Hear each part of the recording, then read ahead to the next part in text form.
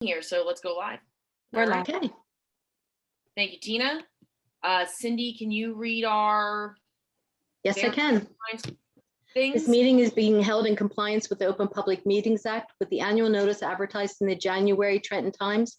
Notice was provided to the Hunterdon County Democrat and the Trenton Times, members on the listserv, to department heads, the city attorney, the city engineer, and the meeting agenda was posted on the bulletin board at City Hall, the glass doors of the elevator entrance, and to the city's website at www.lambertville.nj.org. The meeting agenda provides for action items at the extent known at the time of publication, and this meeting will be recorded using the Zoom meeting platform. Thank you. Can I get a roll call? Yes, Councilwoman Lambert. Here. Councilman Sanders. Here. Councilman Stegman. Here. Council President Taylor. Here. Mayor Fall. Here. So before we make a motion, I just want to explain to everybody who's on the call now that we're going into closed session for the next hour. We will be back promptly at 7 o'clock to begin our meeting. So please don't feel like you have to stick around on the call. We won't start a meeting early. We will start our general session meeting at 7 p.m. Okay, can I get a motion to go into closed session? Actually, Cindy, would you mind reading the closed session? Absolutely.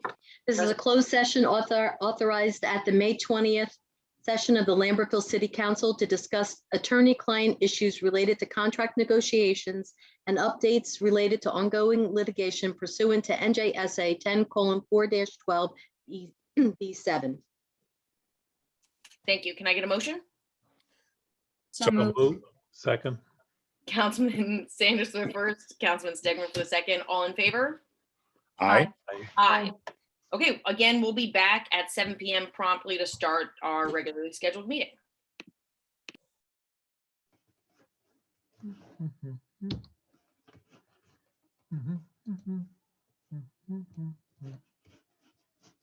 Here we go.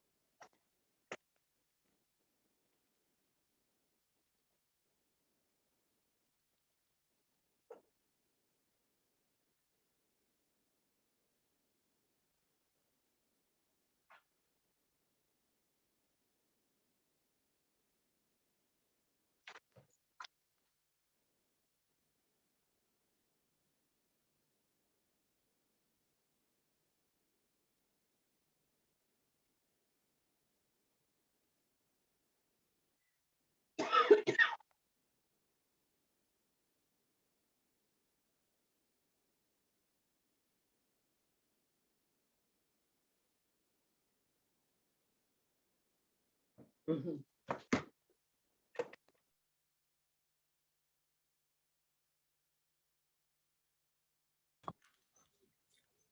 Thank you. That was Tina.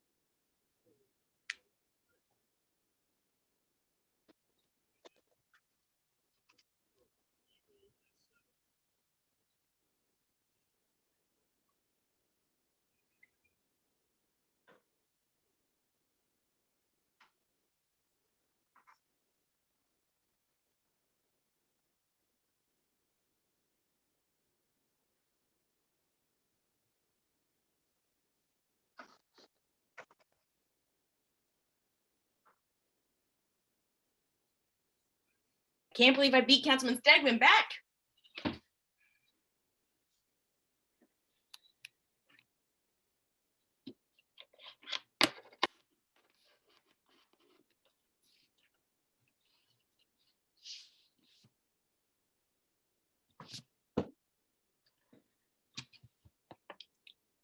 Cindy, should we make sure that Councilman Stegman has his link?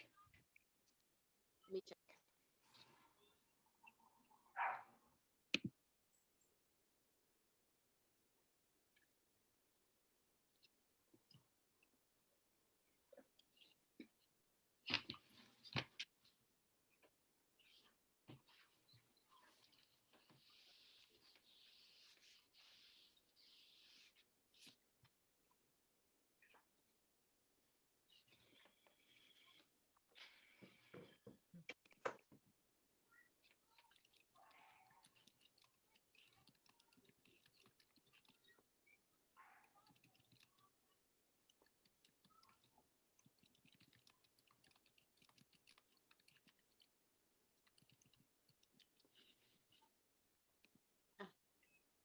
Okay.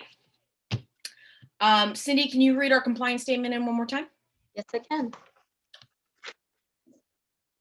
This meeting is being held in compliance with the Open Public Meetings Act with the annual notice advertised in the January Trenton Times. Notice was provided to the Hunterdon County Democrat and to the Trenton Times, members on the listserv, to department heads, the city attorney, and city engineer. And the meeting agenda was posted on the bulletin board at City Hall, glass doors of the elevator entrance, and to the city's website at www.lambertville.nj.org. The meeting agenda provides for action items at the extent known at the time of publication. This meeting will be recorded using the Zoom meeting platform. Can I get a roll call? Councilwoman Lambert, Here. Councilman Sanders, Here? Councilman Stegman, Here. Council President Taylor, Here. Mayor Fall. Here, can everyone rise for the Pledge of Allegiance and remain standing for a moment of silence? I pledge allegiance to the flag of the United States of America and to the republic for which it stands, one nation, under God, indivisible, with liberty and justice for all. I'd ask you to remain standing for a moment of silence for those who are fighting in our America's armed forces and those who are at the front lines of the COVID-19 pandemic.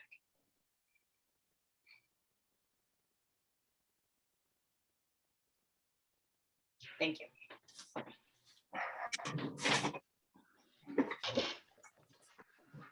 Okay, so we have a packed agenda tonight. I want to get started. Councilman Sanders, I'm going to kick it over to you first before we get into our business this evening to talk about the where we are on the marijuana legislation and give us a brief update. Sure. So this will take a couple minutes, so I'll do my best to try to make this coherent and as short as possible here. So on our agenda tonight, and it was appearing without really explanation other than the language of the draft ordinance, was an ordinance to address cannabis businesses in the city. And the concept of this is really confusing, and it deserves some explanation about the reason and motivation for presenting it here tonight. It also takes a little time to, for residents and others and the members of the council to digest this if you haven't been working through this. And we've received a lot of comments, especially the last day or two, about this. As a result, I've recommended to the mayor that we table the vote on this tonight, but I'll take the opportunity to provide some background and explanation as to the thinking that went behind this. So, as noted in the draft ordinance that was part of our agenda, there's a model ordinance that comes as a recommendation of the New Jersey State League of Municipality. And that's a group that represents all the municipalities in the state.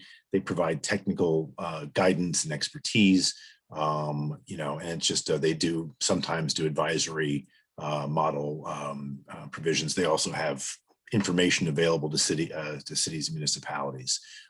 In addition to the New Jersey Institute of Local Government Attorneys also recommended this approach. And it was really designed for towns to try to maximize their options and how they regulate cannabis businesses. New Jersey's throughout the municipalities throughout the state have enacted ordinances or proposed ordinance along the lines of this model. Some of those entities and municipalities probably have the intent to permanently ban those. Others are, which I think like New Jersey or like Lambertville, are quite interested in hosting those businesses. So I modified the model to try to make clear that while it bans cannabis businesses in Lambertville for now, it shouldn't be interpreted to mean that we're not interested or very interested in hosting some cannabis businesses soon as possible. We municipalities have to sort of play the hand that's dealt to us, and this hand is kind of awkward. The state gave municipalities a deadline to make a decision on whether to permit or not permit, which coincides with the deadline for the state to issue regulatory guidance. The very substance of those state regulatory measures is important for guiding municipal entities in how cannabis will work. So in short, we don't have all the information that we'd like to make a rational decision, and the clock is sort of ticking. I will just as a couple key sort of points, and if you haven't followed the history, I'll just go through this as quickly as I can, just 2 minutes or so. So if you turn the clock back to November 3rd, 2020, the state had a public question, and it passed. This is part of the general election, and it legalized. There was a question to legalize the possession and use of marijuana for people 21 and older. It passed significantly at the state level with a little over 67% of the vote. Here in Lambertville, there was passed really overwhelmingly with a vote of 2,233 people voting in favor, a really high number, a little over 81% of the population. To be clear, the public question was not, do you want and are you okay with businesses located near your home or in your town? The question was, are you in support of legalizing it for folks 21 and above? It took the legislature and the governor a while to use the public question results to develop legislation, and there was a couple pieces of legislation. And the key one was the Cannabis Regulatory Enforcement Assistance and Marketplace Modernization Act, because they couldn't think of anything longer today. And that was passed on November 22nd. So just, really just a couple of months ago, less than 3 months ago. And it's complicated the way that they piece this together. One part of the act says that if you want to prohibit, you must act within 180 days of enactment. So that within 180 days is August 22nd. If you fail to act to prohibit it, then all permitted uses are permitted. So you can't have any special kind of restrictions or guidance around cannabis businesses. I think everyone agrees that no one wants that, that there are needs for special rules. That leaves a problem because the city does not have the information that it would like, certainly, in order to propose what kind of the businesses, and there's 6 different kinds of businesses in the law, cannabis businesses, which ones you want to prohibit and permit, and under what circumstances, and like what hours they work, and so forth. So that is why the League of Municipalities and the group of attorneys, Association of Attorneys related to this, looked at it and said, if you ban it, you can then later and very quickly act to prohibit it. So that would give municipalities the opportunity to get the guidance from state regulators that is key and helpful to doing this. I think the intention here, at least my intention, was that that we have a that we work while we propose this ordinance. We work diligently to develop what kind of rules and restrictions we think are appropriate. Getting lots of community input, wait for the state guidance documents, and then react as necessary based on those guidance documents from the state to work towards moving forward with what I think is probably, my guess is, some support. The support is further fueled for many people by the fact that municipalities have the ability to impose a transfer tax of those 6 different kinds of uses. I think it's 2%, up to 2% on each of those 6, except for wholesalers, I think, which is 1%. So there is an enormous revenue opportunity for cities, probably in the order of hundreds of thousands of dollars that would be difficult to bypass or casually cast aside just because you didn't want these businesses in town. I would note too that the delivery services, cities can't ban them. So we will have, even if we wanted to ban all types of cannabis businesses, we could not ban the use of delivery services in town that may be located outside of our town. In my own personal view is that we would be foolish to not really seriously consider hosting some forms of these businesses, the ones that make sense in the neighborhoods, in the areas that make sense, with appropriate guardrails around that. There's a fair discussion about what those guardrails and uses are. And that was the goal, was to start to do this. In the input that we've received, there was 2 things that popped out at me that I wanted to note. One was that apparently there is some view that if you act to ban, the law prohibits you from acting quickly to unban and to develop new regulations. I've talked to the folks at the League of Municipalities and others who strongly disagree with that view. I don't really understand the legal argument. Normally a later act of a legislative body prevails in its application unless there's some higher authority like the state or the federal government that would prohibit us from doing so. And I don't see any prohibition in the Cannabis Act. So I just don't understand that argument at all. But I think it's worthy to take a look at that as a number of folks have raised it. The other is the impact on micro businesses. And I just wanted to say there is a special preference in the law for micro businesses. I think there's a set aside, if I remember correctly, about 10% of all of these licenses are dedicated to what are defined as micro businesses, so that this is not an industry dominated by behemoths. So I think that fits well into the ethos of our town. And so I would be reticent to do anything that would hurt the ability of smaller entities. So I think that's worthy of taking a little closer look at. So if there is some magic bullet to do something else, we can take a look at that. And But the goal would be to take a lot of public input. I was thinking about doing a public hearing as like, the state often does as a hearing officer and just hear input. We'd probably, I'd recommend doing some surveys, invite people to provide public comment.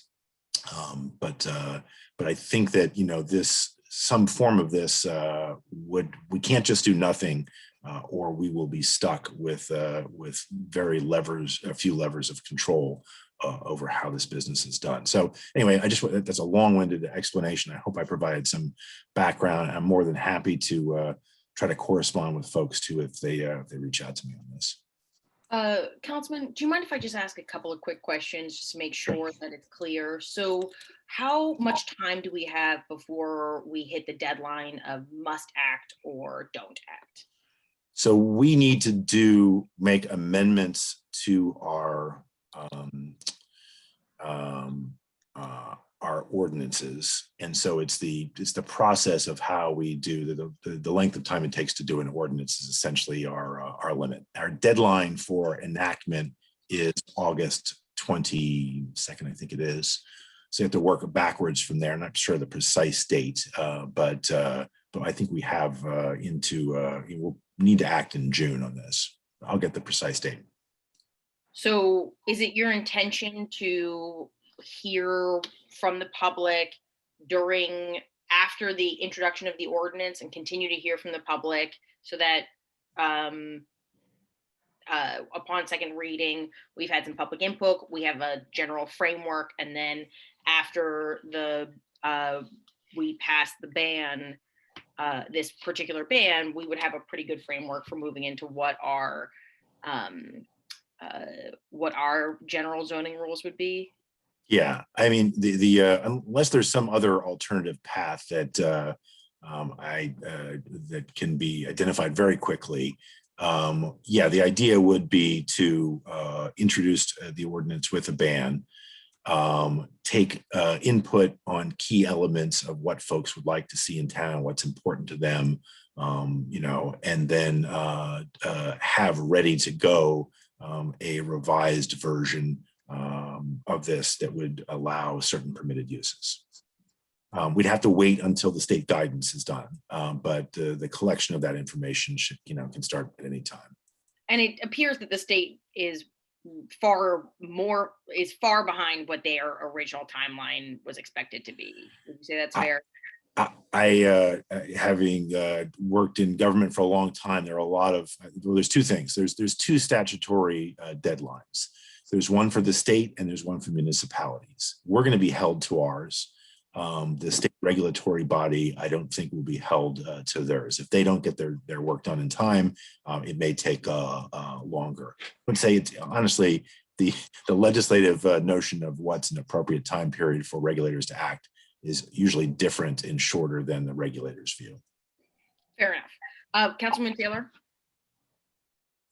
Yeah, and thank you, Councilman Sanders. I think it's a really good overview. I also just wanted to note that Councilman Stegman is working with our city planner and with businesses in town to think about our zoning overall for our central business district areas. And I think those two processes need to be considered together.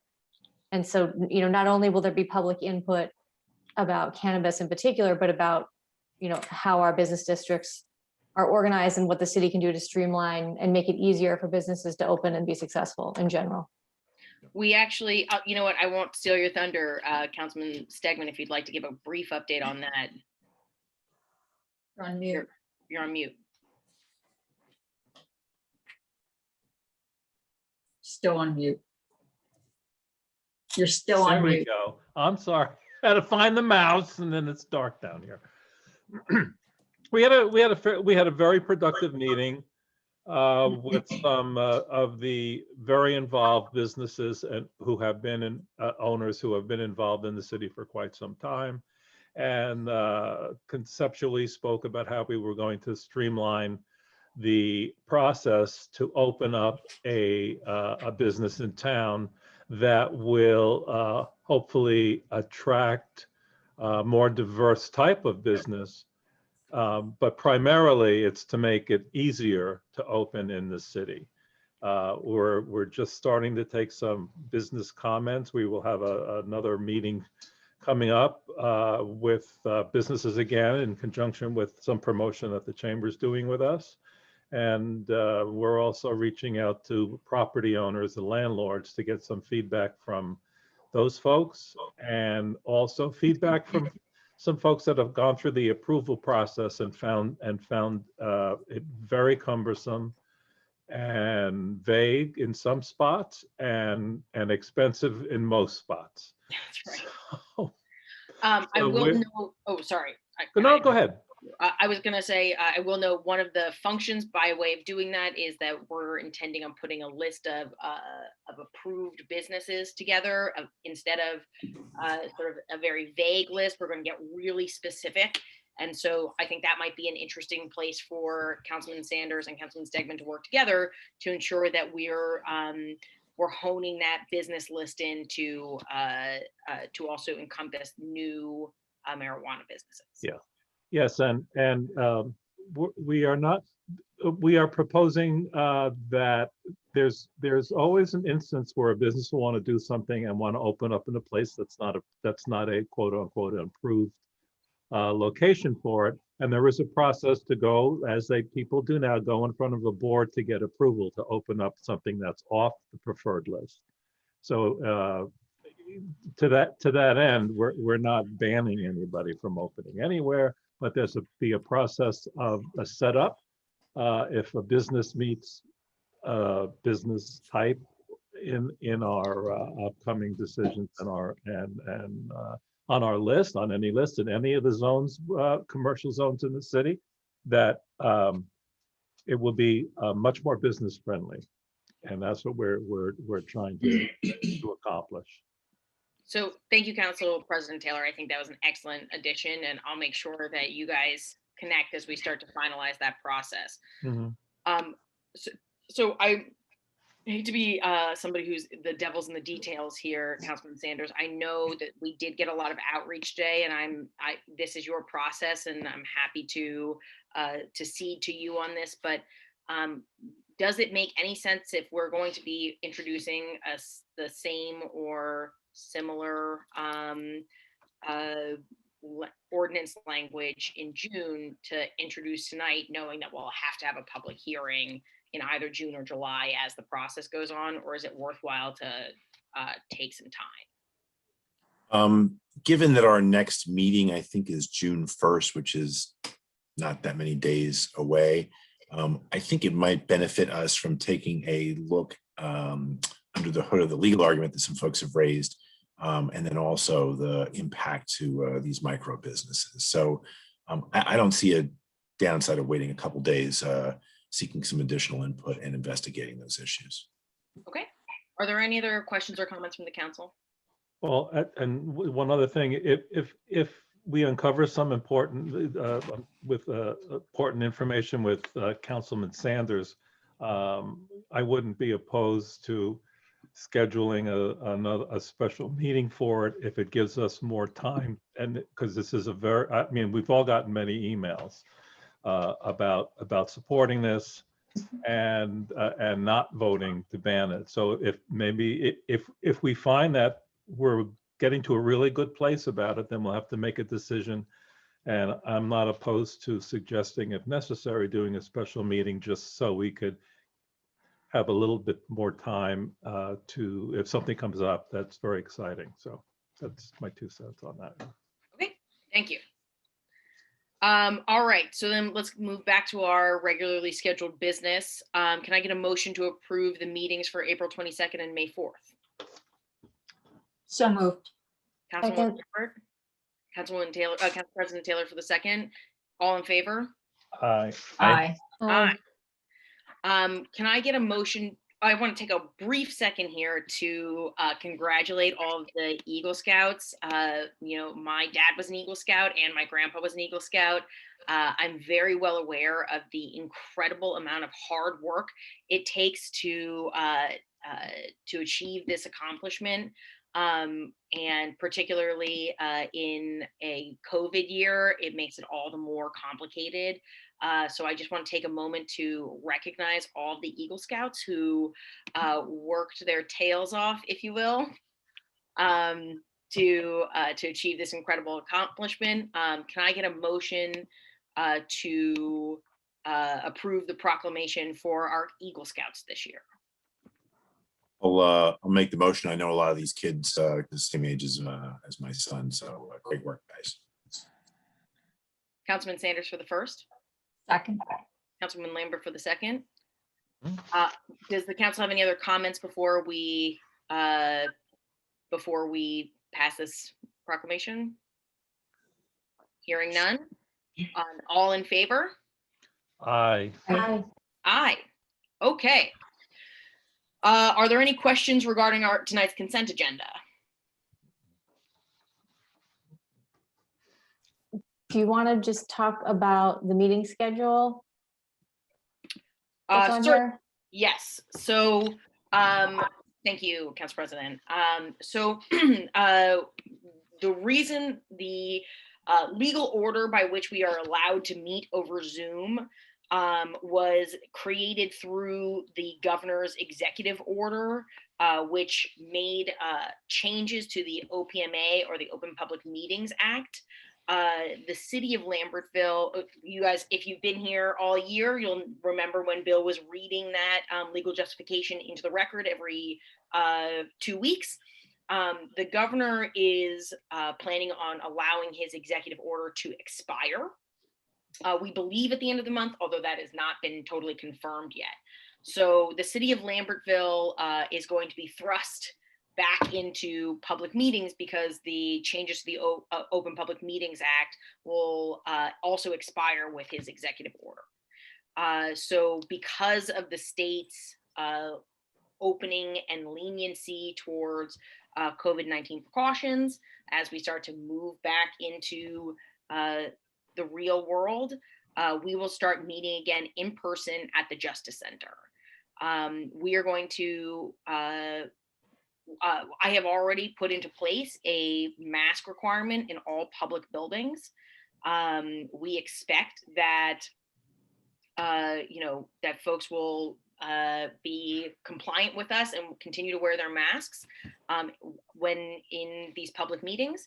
The expectation as of now is that we will have our first regular in-person public meeting on June 1st. At the Justice Center. So we're going to be doing a series of trainings for all of the volunteers and chairs of the various boards as we start to move back out of virtual meetings and into public meetings. We'll be continuing to film our public meetings and posting those recordings online. Are there any questions from the council regarding that? Well, one quick question. I know there was some legislative activity today about sort of backing away in the assembly from legislation dealing with the end of the public health emergency. Is our change in in-person meeting contingent on the governor ending the emergency, or is it? Well, it's sort of a complicated question because of our noticing. We have to make a decision. The word on the street, as it were, is that the governor is going to be allowing his public emergency to expire. If we wait too long to sort of get the guarantee that he's definitely going to wait to expire, we may run into a noticing issue. So Gotcha. we have to use our best intelligence here so that we can ensure that our noticing is correct. The key here is that we do not want to run afoul of our open public meetings. Yep. And that we also have enough time to communicate with the public appropriately, because it took some time to train folks to get onto the Zoom platform. We think it's going to take some time to train people to get off of it. Gotcha. So, our plan is we're going to be doing an email. We'll be doing a citywide phone call. We'll be posting it on the website. It'll be a banner right at the top of the website. So we'll make sure that, and then it'll also be posted on all the public places to ensure that folks know that that this change is coming. Okay.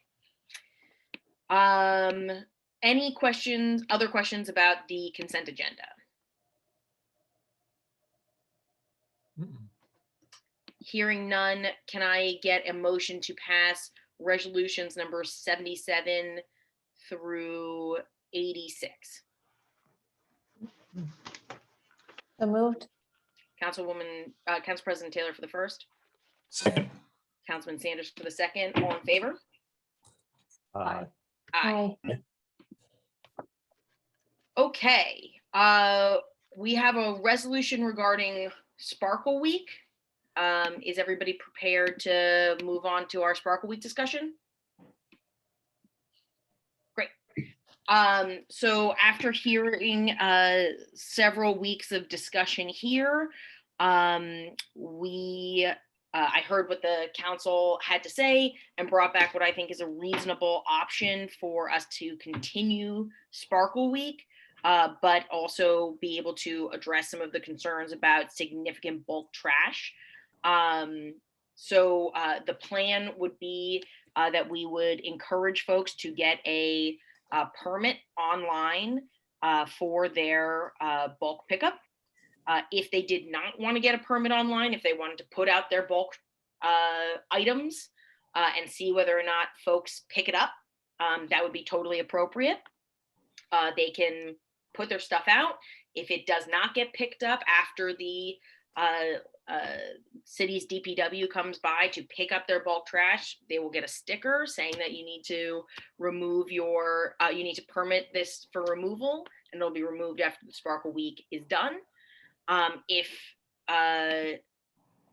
Public Works reg tags an item and it does not receive a permit and does not get removed, there will be a fine after Sparkle Week is over.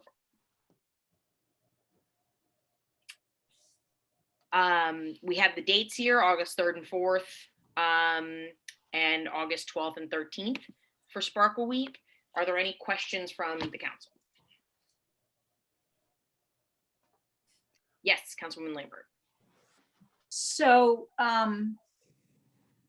it says here limited to, did we say 4 40-pound bags of garbage? Yes, that has not changed from the original sort of rules of Sparkle Week.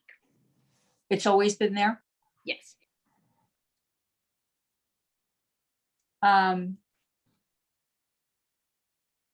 There was something else. So when will the fine be imposed?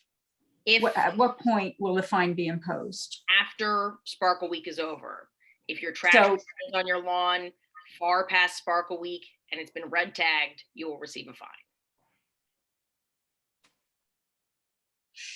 But that fine already exists in our code. If you put trash out at an inappropriate time and or leave trash in your in the public right of way, you can be fined $250. That fine already exists. We're just reiterating it so that folks know. Okay, so to be clear, people, if you're, I mean, I think it's clear, if your trash is picked up or picked over, well, if it's picked over, by a reuser, that's fine. Otherwise, you need to buy a permit for the items that fall under the bulk permit list, correct? That's correct. Okay. I feel like this is an amenity. Sparkle Week is a beloved amenity for our community. And that, I have personally received 15 or 20 emails in the last several weeks asking when Sparkle Week is, requesting that we don't cancel Sparkle Week. This is, while I understand that this is a small change, I think that this will be a huge help to our Public Works Department in terms of our both the cost and the labor cost of picking up these significant bulk items. Did these suggestions come from Public Works? No, I was hoping that suggestions would come from the council, but unfortunately I didn't receive any suggestions from council. So Cindy and Well, I. you got one from me, but it Certainly, didn't make the but- list. It did. We did consider. I understand you were advocating for canceling Sparkle Week. Yeah. If you It was a suggestion, just to be clear. So this is my alternative suggestion. That's fine. Okay. If I may, thank you for the information on the increase of tonnage and cost per ton and tipping fees and giving us a pretty detailed account of how of the increase in costs generally for this for Sparkle Week. And it's a figure that only went down maybe once or twice, but it's the tonnage has pretty much increased greatly. And then last year, it's the most tonnage that the city picked up in 2020. So your current proposal is I think far easier for the public to get their to understand why. It puts less burden, I think, on Public Works and the public of not knowing what to put out, or if they do put something out and it's not picked up, there's a way to have Public Works come up and people would pay a fee as if they would pay a fee to remove it now. And I think it's less confusing now with your plan, and you know, I think we should give it a try and you know, see what the result is. I think it's a good alternate plan. Then it's not as cumbersome as that was first talked about internally. I think it's made it a lot simpler for folks to understand not only why we're doing it, but how we're doing it this time.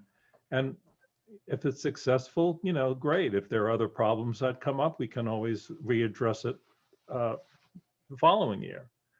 But it's not inexpensive. It's convenient, but it's not inexpensive. And I would think we should give it a try, just to try something a little different and see how the city can have the service for most of the community whose items will be picked up, and for those that get red tagged, you just have to follow up and get a permit to have it removed. Yes, thank you, Councilman.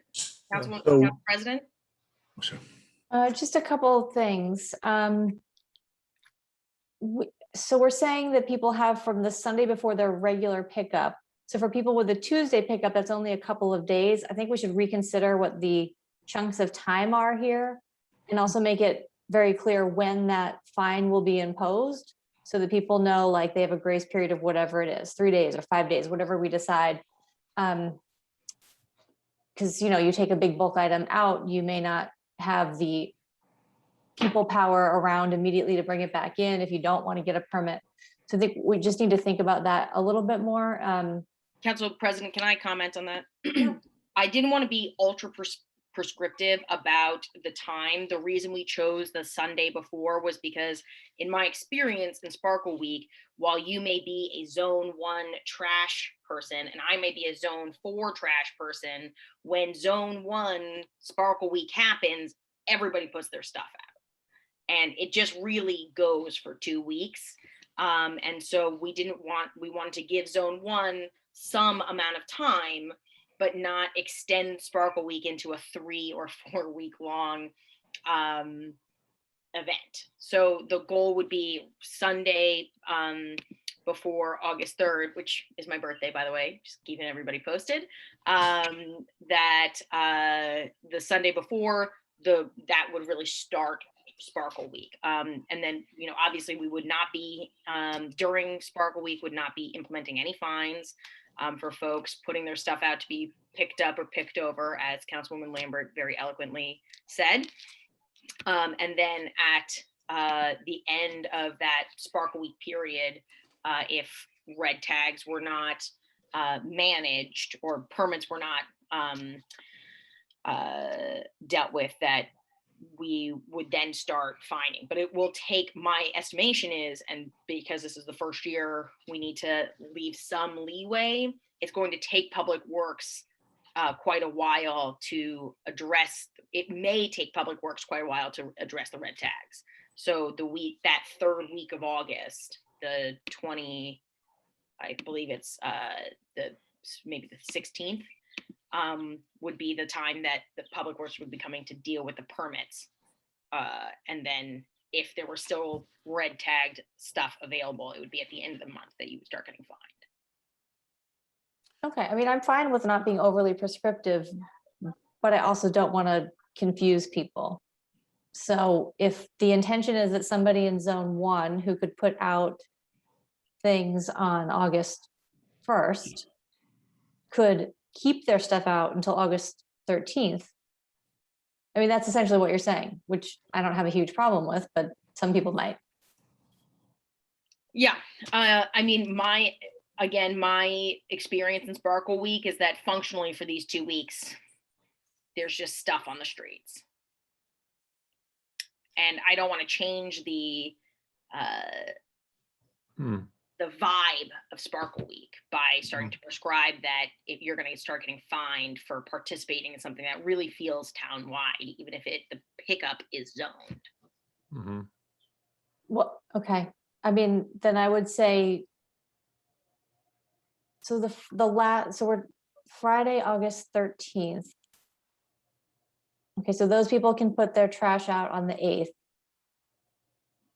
And then the week after is when you're saying Public Works will start the process of making the rounds, essentially. I'm hoping to get some overtime from Public Works to pick up permits as they come. But if by chance we have a significant number of permits, I don't want to, this is going to take, it may take a while for us to manage. And it depends a little bit on how much stuff we can fit into a truck and then how often we dump that truck, which is why I would just want to try and not be overly prescriptive here. If you don't get a permit within a reasonable period of time post Sparkle Week, which I would say is within the week after Sparkle Week, you could be subject to a fine. I think we're going to get ourselves in trouble if we don't at least have a date that says you must have gotten your permit by X date, and after that date we will begin issuing the fine. Because if we don't have a clear rule that we ask staff and residents to follow, we will most certainly get people who say that was unfair. My neighbor didn't get a fine until a week after I did, or something like that. Are you comfortable with by the week of March 24th? March? I'm sorry, August 24th. Yeah, I mean, that gives people plenty of time. I mean, I'm sure on the back end we'll hear complaints about stuff that stays out too long, but we're going to have to, this is a sort of a test year. So, and that also, those complaints happen every year. Sure. Yeah. I'm curious to hear what others think, but I do think a date, at least for that piece, a clear date will be good. Now, can we pick instead of saying the week of, can we just pick a deadline day so the entire city knows about? Yeah. So it's consistent through town, and just to make it a little easier for someone to know that the clock is ticking and everyone's on the same clock. Okay. August 24th. Council President Taylor, is that what you had in mind? A definite date? Yes, Councilwoman Lambert. Yes. Do we want to say August 24th? What day of the week is that? That's 11 days after the last pickup. Yes, but unfortunately, it's going to take another week we can't fine people for leaving their stuff out when it's going to take another week for Public Works to go back and find all the permitted red tags. But generally, correct me if I'm wrong, when you buy a bulk permit or a permit to take something and in regular time, you get a piece of paper that you attach to your stuff. So will it be Not anymore. following the same process? No, so we don't do that anymore. you just call the office and schedule a time with Tina, and Tina will communicate that with Lester based on the garbage load that week. Oh, great. It's been a long time since I got rid of so much stuff in 2015. I helped raise that number. But So, yeah, I saw your name there. yeah. so we'll add on to after item 3, we'll add on item 4, which will be fines will be issued August 24th for those who do not follow the rules. Or I guess we can just edit item 3. Make sure we provide that edit. Thank you. Are there any other comments about this? The only other comment is if we could on B here, I think we want to say if bulk items are not picked up by Sparkle pickers, not just items. And I'm just trying to see if there's a right spot for it, but to go back to what Councilwoman Lambert said earlier, we are now talking about all items that are on the bulk permit list, whereas previously we had adopted a resolution that said we will not take 6 or 7 specific items in Sparkle Week. So that is, we're now talking about all bulk items, not just those few. That's correct. So we should just, however this gets conveyed online, when people are looking for the rules, I think we should be very clear. Well, we'll convey this online, but we're also expediting our Lambertville Matters printing for prior to Sparkle Week, so that everybody will receive a piece of mail, and the full back of Lambertville Matters will be just about how to participate in Sparkle Week this year. That'll be helpful. Councilman Lambert? How will the rule breakers for how will the 4-bag limit be, people who exceed the 4 40-pound bags, how will that be handled? Will that be kind of part of the bulk permit? Lester enforces that already, and he enforces that year round. Okay, so there's a process in place for that. Correct. Okay. I have, this might sound tongue in cheek, it's not. What if you get 4 40-pound bags, but you put, What if it's 39.5 pounds? well, no, that's not what I was gonna say, but what if you have the equivalent of 160 pounds, but in more bags because you couldn't carry 40-pound bags? Is it the weight amount or the number amount that's the concern? Lester, usually he's a lenient, he does this leniently, but if your bulk, if your trash is egregious, he will then he will sort of start the process of the fine. And so usually, if it's 49.5 pounds instead of 40 pounds, it's a lot of paperwork. So, we trend towards not doing this, but if it's an egregious amount of garbage, he will address it. So Mayor, may I ask a question about, so we're expanding from that 6 or 7 bulk items that were in the original resolution last year. I don't have an exact count, but will we list them on the flyer of what is a bulk issue, or it'll be available to people? It's available online, and it's also pretty intuitive. You know what a bulk item is. We will be listing the stuff that we do not take, Right. including refrigerators, things like that, but Yeah. we won't be including the entire bulk list. Okay, that'll be helpful. I do want to take a moment here to thank Cindy. She not only did she do an incredible amount of data work to get you the data that you requested in order to make this decision, but she also has been managing, working with Lester and myself, as well as several other stakeholders, to ensure that we could get this done. And this was not a painless process. So thank you, Cindy. Thank you, Mayor, but it really was a team effort. Okay, so with the edits recommended by Councilwoman Taylor, which includes the addition of a date for the fine and the notation of bulk trash. Are there any other edits to this resolution?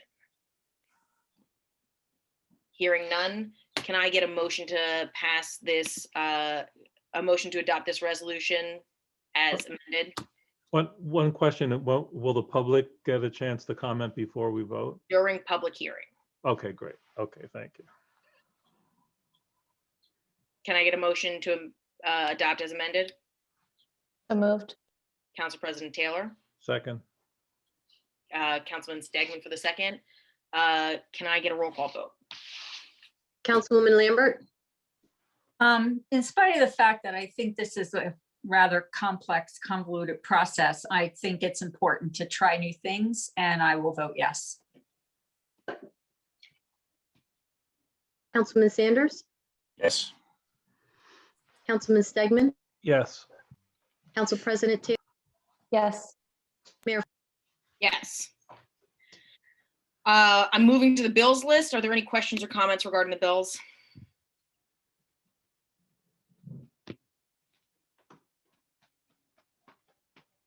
Hearing none, can I get a motion? So moved. Moved. Second. Councilwoman Wonder Lambert for Woman. the first, Council President Taylor for the second. All in favor? Aye. Aye. Aye. Okay, we have several ordinance on first reading. Because of the amount of ordinances that we have tonight, we're not doing public hearings on anything that doesn't require a public hearing. If you have a comment about an ordinance or a resolution that doesn't require a public hearing, we'll have a public comment at the end. We will be timing our comments tonight, and we're going to ask everybody to stay to 3 minutes. The first ordinance is an ordinance number 14, 2021, an ordinance to amend the Lambertville City Code 2014, chapter 12. Why does this always happen to me? Chapter 7, section 4.7, parking restricted for the use by handicapped persons, to add a handicap parking space in front of 43 Elm Street, and at the dead end of Swan Street by the water company for 40 South Union Street. We had both Lester and Lieutenant Brown take a look at these to ensure that they weren't causing any traffic issues. Are there any questions or comments regarding that ordinance? Hearing none, can I get a motion to pass on first reading, to introduce on first reading ordinance number 14, 2021? So moved. Second, Councilman Sanders, Councilman Stegman for the second. Can I get a roll call? Councilwoman Lambert, Yes. Councilman Sanders, Yes. Councilman Stegman, yes. Council President Taylor, Yes. Mayor Fall. Yes. The second ordinance is ordinance number 15, 2021. This is an ordinance to amend the zoning map from 2015. We've discussed this previously, but Bill, would you mind just reminding the governing body what we're doing here? Yes, this is an ordinance that was prepared by the city planner. And I think she did an excellent job of laying out the purpose behind the ordinance. And basically what it does is it straightens or corrects the zoning line between the residential R2 district and the central business district. There is a flagpole shaped lot that was corrected, or I shouldn't say corrected, but it was a flagpole shaped lot that was turned into 2 rectangular lots through an application to the planning board for a subdivision. Because the lot lines were redrawn, it created an unusual situation where the zoning line kind of extended into a property where it didn't belong. So this cleans up that boundary line adjustment and corrects the city's zoning map to reflect this subdivision.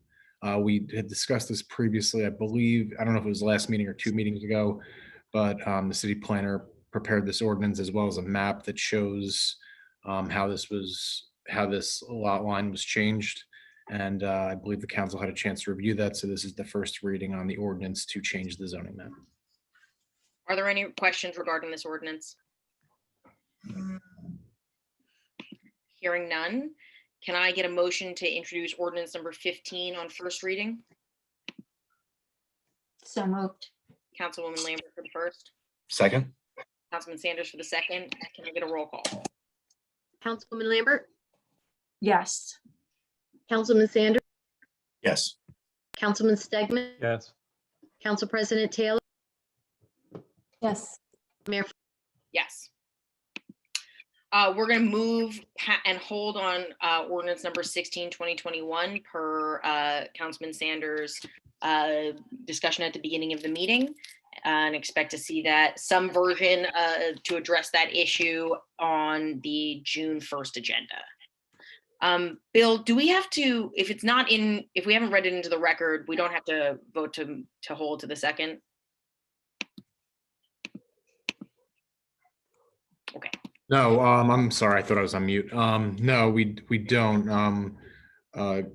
When it's read for the first time, then we'd have to worry about the noticing requirements. But right now, we can just decide to hold it until then for introduction. Okay, so we will have some marijuana ordinance on for introduction during the working session, which is on June 1st. Okay, moving on. We have ordinance number 8, 2020. Oh, sorry, we've moved into second readings here. We have ordinance number 8, 2021, which is an ordinance to amend the Lambertville City Code 2014, Chapter 15, Stormwater Management, reviewed and recommended by the Environmental Commission, the city engineer, and the city planner. Are there any questions regarding this ordinance from the council? Hearing none. Can I get I'll open up for the public hearing. Are there any questions regarding this ordinance from any members of the public? I see no hands raised. Okay, can I get a motion to close public hearing? So moved. Councilwoman Second. Lambert for the first, Council President Taylor for the second. All in favor, say aye. Aye. Aye. Aye. Aye. Can I get a motion to adopt on second reading ordinance number 8, 2021? So moved. Councilman Stegman, Second? Second. Councilman Sanders for the second. You missed it by a hair. Okay. Can I get a roll call vote? Councilwoman Lambert, Yes. Councilman Sanders, Yes. Councilman Stegman, Yes. Council President Taylor, Yes. Mayor Fall. Yes. And then Mr. Chaco is on the line, so we can probably dismiss him. Release Mr. Chaco. Thank you for sticking it out with us for the last 57 minutes. No worries. Thank you, Mayor. Thank you, council members. No problem. All right.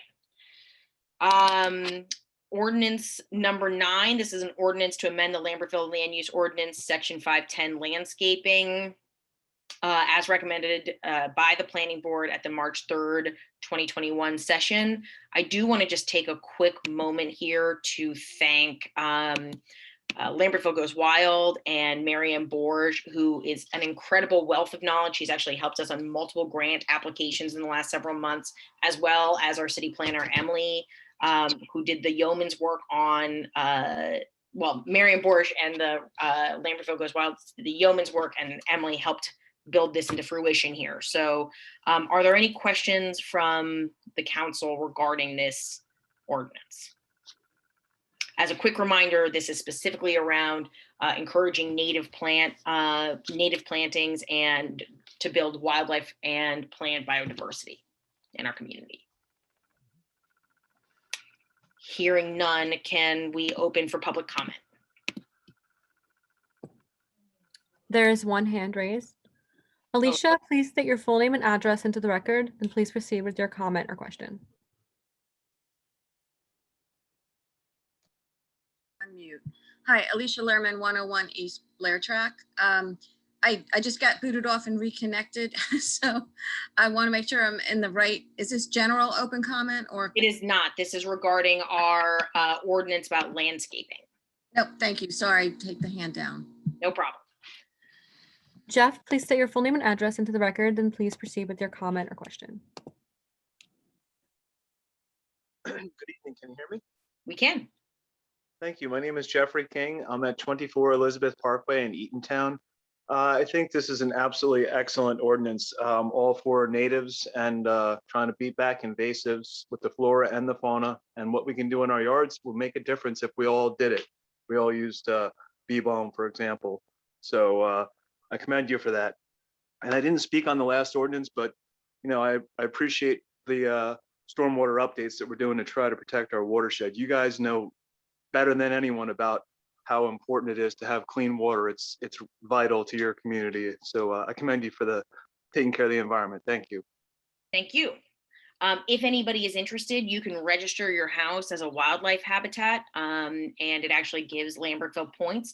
I've done it, and it encourages you to choose native plantings and provide wildlife habitat in your backyards. I highly recommend you can do it, and you can reach out to the Lambertville Goes Wild team, and they'll walk you through the process. Seeing no other hands, can I get a motion to close public hearing? So moved. Second, Councilwoman Lambert, Councilwoman Taylor for the second. Can I get a roll call? Councilwoman Lambert, Yes. Councilman Yes. Stegman,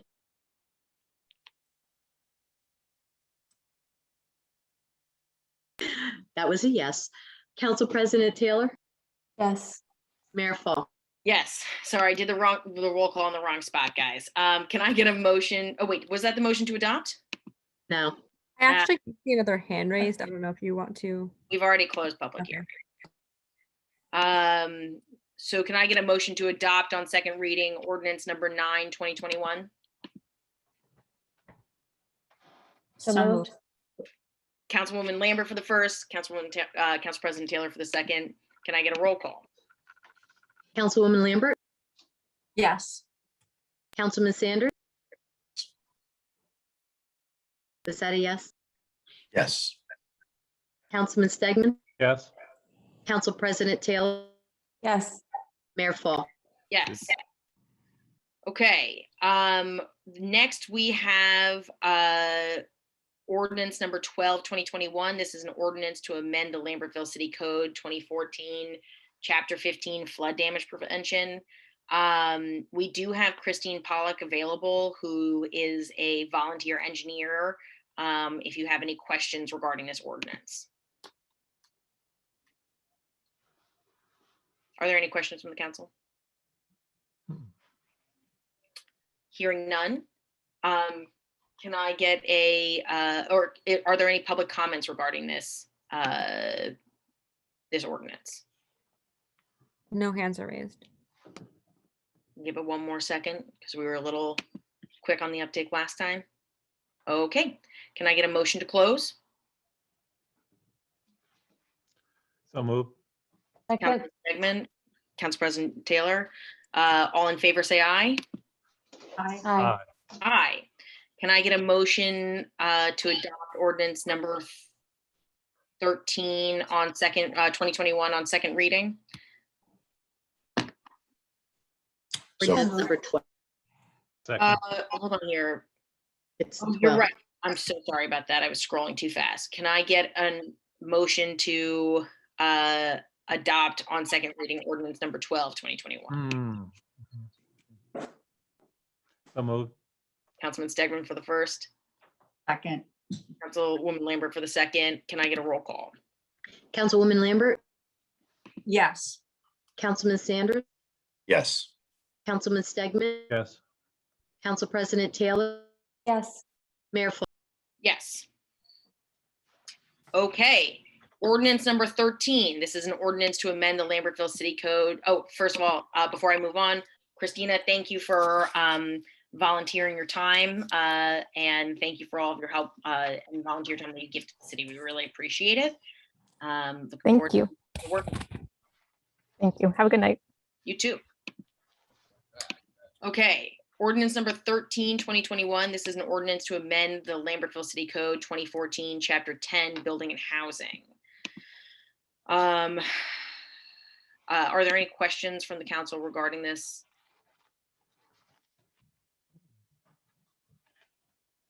Hearing none. Any questions from we'll open up for public comment.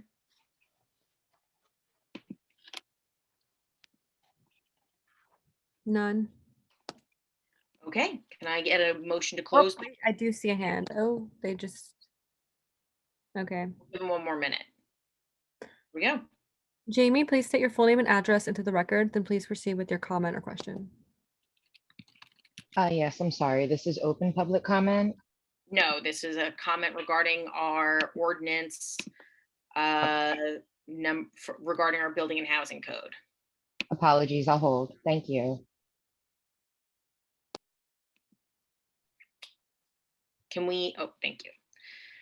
Okay, can I get a motion to close public hearing? So moved. Councilman Stegman for the first, Second.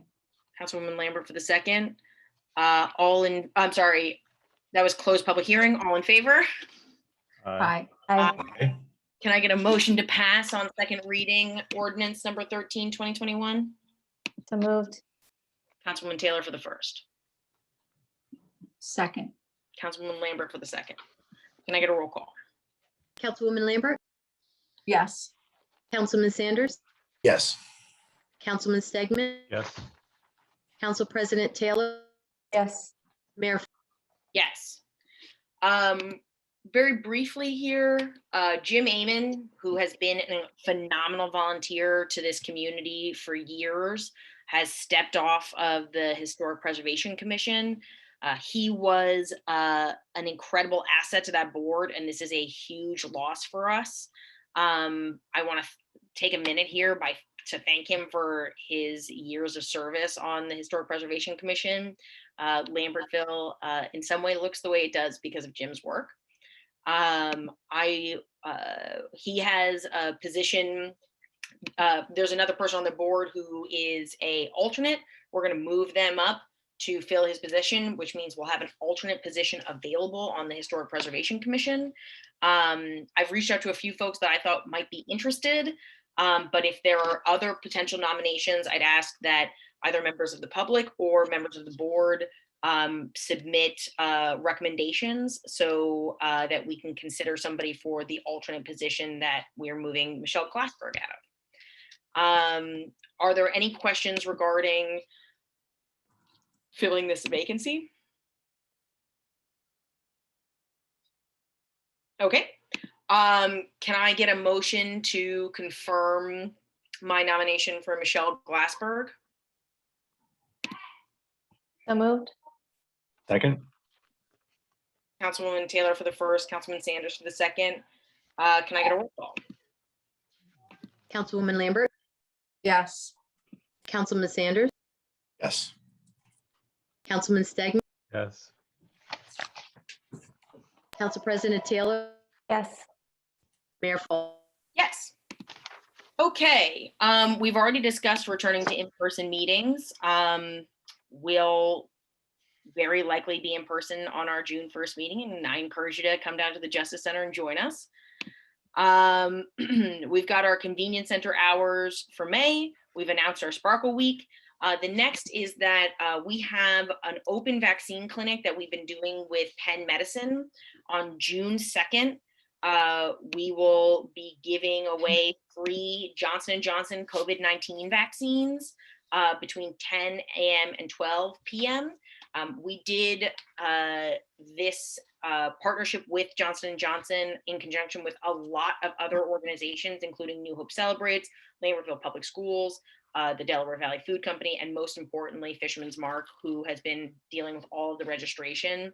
Our goal was to have this be an equity and inclusion COVID-19 vaccine clinic. So we targeted our low income and Hispanic and Spanish speaking population. Of the 130 some odd vaccines that we were able to deliver that day, 121 of them were from Spanish speaking homes in the city of Lambertville. So I would call that a wild success. 44 people decided get the Moderna shot, which means we get a second round. And so we will have J&J shots available to the community. If you haven't got your COVID vaccine because it's inconvenient or for any other reason, as the world starts to open up and we start going back to in-person meetings, it'd be really important for you to get vaccinated. So please come down and join us on June 2nd at Lambert's Hall, which is the old Baptist church on North Union, excuse me, on Bridge Street. I appreciate all the help that the city staff has given us. And most importantly, well, I won't say most importantly, I'll say also thank you to the Bucks County Playhouse who donated the space and their time. Yes, Councilwoman Lambert. First of all, I think it's really great that we're doing this. And as a former Johnson & Johnson employee for over 3 decades, I'm really glad we're using the J&J vaccine. I also wanted to just reassure any members of the public that may have heard not so great stuff about the vaccine, that actually the doses in the United States that are distributed here were not manufactured in that plant in Baltimore. None of them were. So just to say that, they didn't come from there. Okay. All right. In election news, voter registration is closed. And just so everybody is aware, we are changing our polling location from the fire district to the American Legion. If you used to vote at the fire district, you now vote at the American Legion. You've received multiple letters about it. So no excuses. But I encourage everybody to come out and vote June 8th. We've got a big primary here in our community, and you should have your voices heard. Are there any other questions regarding or comments from the council? Okay, so let's open up for public comment. Alicia, please state your full name and address into the record, then please proceed with your comment or question. Alicia Lerman, 101 East Blair Track. So I'd like to really commend the city for the efforts on the vaccine outreach, greatly appreciated, and on the environmental and changes in landscaping. And I will follow up with Councilman Stegman on the cannabis ordinance. But I would want to talk to Sparkle Week. From what I can understand, it's really not Sparkle Week. It's basically like citywide ability to put your bulk trash out, but everything's the same. The number of bags of garbage and what you have to pay for is just like any other garbage week.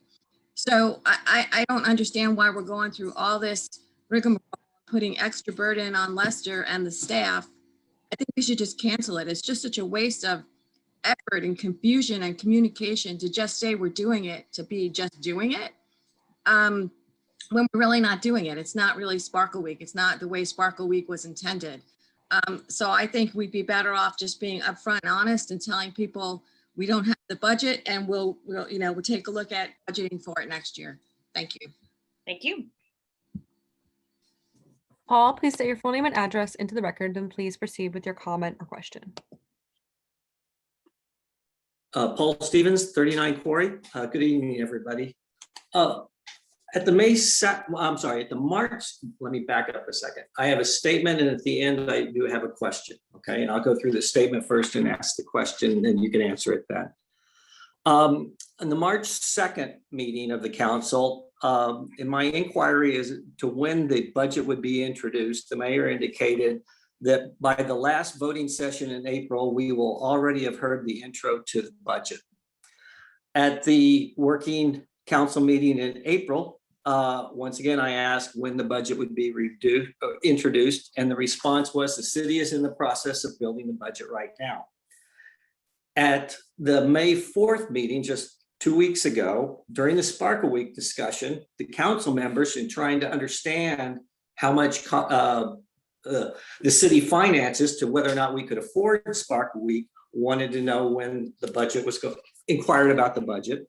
And the response was that we were meeting with department heads in executive session relatively soon. Well, based on the schedule that was lined out in the January retreat, it would appear to me that we're about 2 months behind. okay, and getting a budget adopted. Given that, it seems pointless to me to ask again when we can expect a budget, given the above. I am amazed that, given that two of the planks in the mayor's platform have been a better budget management and creation of a budget process, I'm amazed that the city will operate the first half of the year without an adopted budget. Between the mayor, the council, the clerk, and the chief financial officer, all of which have to sign the budget, it would seem to me that a better budget process would have been able to handle the lack of a business administrator. The reason I bring this up now is because of a lack of the budget seems to me to be adversely affecting the operation of the city. This whole Sparkle Week discussion is an example of having a lack of a budget, and at least introduced, this discussion's been hindered because of that. But more importantly, it is a disservice to both the voters in the city and the candidates in the upcoming election. This negligence has deprived the voters and the candidates the chance to have a meaningful conversation about the town's finances. And that's really troubling to me personally. Now, getting to what my question is going to be. So the transmission of the annual financial statement this year, according to the New Jersey Department of Community Affairs, was moved from February 10th to March 5th. Yet there is no 2020 annual financial statement in the 2020 financial document folders on the city website. So here comes my questions. Has the 2020 annual financial statement been submitted to the state? If so, why is it not available on the 2020 financial documents folder? The 2020 debt statement is, which was prepared in January. If not, is Lambertville out of compliance with the state? And are we being charged $25 a day for that? Thank you. A lot to unpack there. As I have also mentioned on multiple occasions in our public hearings, we are subject to some unsure potential funding from both the state and from the American Recovery Plan Act, which has not been released from Treasury to small municipalities. Last week, we received Treasury guidance regarding how ARPA funds may or may not be spent. It would be irresponsible for me to have put a budget together that would have introduced a budget that would have had taxpayers bearing the cost of COVID-19 when we knew that these funds were going to become available to the city. You are right that I was overly optimistic about when those ARPA funds would become available to the public and how long it would take for the state to provide guidance. But to call that negligence, I think, is unfair. We are working. Mr. Stevens, I allowed you to speak and to say some, I allowed you to speak, and I'm going to ask you to give me the same respect. Go ahead, please, Mayor. We are working diligently with each of our members of our department heads. We have met with each of our department heads. They have requested both their capital and operating budgets. We are having a meeting that has already been noticed with our city council on May 25th to do an executive session with our budget consultant. This is not negligence as you recommended, but actually responsible governance to ensure that the burden of COVID-19 and other debt issues do not fall directly on the taxpayer, but rather that we give the best possible budget and the best possible outcome for our taxpayers. And I will not be, as I'm not running again, I do not need to make political decisions about when a budget is given to the city. Rather, I can make the most responsible decision for when we address this process to the public. So what about the 2020 financial statement? And also in response, though, the state has also said that budgets had to be adopted by April 30th. Are we in compliance or out of compliance with the state guidelines? The state has not released its local finance numbers, and almost In fact, I have been in conversation with the League of Municipality. There are very few outside of municipalities that have significant surplus and don't need their ARPA funding. There are very few small municipalities who have both introduced and passed their budget at this time. Okay, you still have not answered the question about the 2020 financial statement, which is can been you- due. Yeah, and- Mr. Stevens, I apologize for this. Was merely an oversight. We have different people handling different things now. I will follow through with that to see that it's posted tomorrow. Mayor, if I could just say one other thing. If we had not waited for that guidance from the Treasury, we may have put forth a budget and spent money in categories that we didn't qualify for, and then they would have pulled that funding back. Cindy, I appreciate your support of my statement, but I appreciate that. We will make sure I did not realize the AFS wasn't up yet.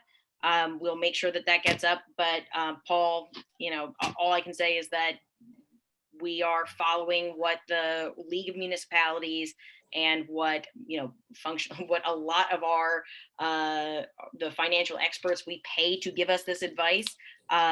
We have been following their guidance as this is the first type of significant federal funding that's been coming in from COVID-19 since the Trump administration. So everybody's still working through how to address this both at the state and local level.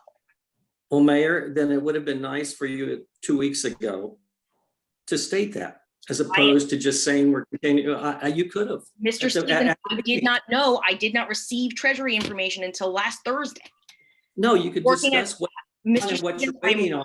as diligently as possible to get a budget out that is responsible for the responsive to the taxpayers.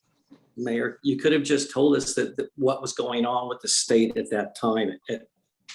Excuse me, Mayor and Cindy, we have a 3-minute time limit for Thank- public comment, not back and forth. So please, let's move on to the next comment. Thank you. Hugh, please state your full name and address into the record, then please proceed with your comment or question. Yes, can you hear me okay? Hello. Yes. Yes. Good, okay, great. Hugh Giordano, 57 Argyle, Blackwood, New Jersey. I'm coming today as a representative of the United Food and Commercial Workers Union, UFCW Local 152. The United Food and Commercial Workers Union is a national labor union which represents cannabis workers from seed to sale. We also represent various other industries as well, and our total membership is 1.3 million families. And we are proud to be the official labor union under the AFL-CIO, which represents these workers. We're also working with the NJ Building Trades for the retrofit and build out to make sure that those jobs are also done using trades labor, which is the carpenters, electricians, steam fitters, which means that these jobs from shelf to sale will be unionized jobs, which means living wages, healthcare, sick time, vacation time, paternity leave, and a host of other protections that come with having unionized facilities. These jobs are very much educated jobs. A lot of these workers have degrees in chemistry, horticulture, botany, even the pharmacists. We have pharmacists that work in the dispensaries on the retail sales side of it, on the medical side. So it's a very educated job. It creates careers. And I'm really glad that you're taking the leadership role to not ban it and to actually think about it and talk about it. Unfortunately, the NJ League of Municipalities has been pushing an opt-out ban when they could have been using this time to do what you are all doing and showing leadership and actually finding ways to welcome and writing ordinances that welcome companies and good jobs. So I applaud you for that from labor. I really do. So I suggest two things. The city of Bayonne passed a great ordinance about 6 weeks ago. It lays out a permit process, renewal fees, application fees, but one of the things that it has is a merit-based system. On pages 10, 11, and 12, section 9, articles A to G, it lays out a merit-based system. So labor standards, environmental standards, community standards, security standards, and also it gives points if you actually live in the area. So that's good for small business owners to actually have a shot against these multi-state employers. The big reason for that is because a lot of these multi-state employers are owned by big hedge funds now and Canadian firms. And they come in and promise all these things, but without guarantees and without labor representation, there's no guarantees that those jobs will be good jobs. Because we've seen it around the country where these jobs end up being low wages because it's all about money. So the merit-based system from Bayonne is a great ordinance. The whole ordinance is great, actually. And you can pick and choose what you want. Also, I can offer a tour of the Garden State Dispensary. Excuse me, Mr. and- Giordano, you are approaching the 3-minute mark. I just want to let you know. Okay, thank you. I'm up to my last comment then.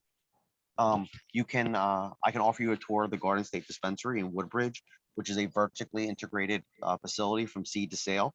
So you can see for yourself exactly how these facilities run and how secure they are. And if you reach out to me, I can do that. So the city of Bayonne and Garden State Dispensary, I hope you'll take me up on it. Thank you.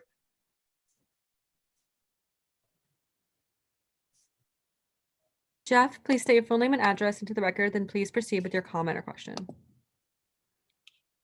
Good evening. My name is Jeffrey King. I'm at 24 Elizabeth Parkway in Eatontown.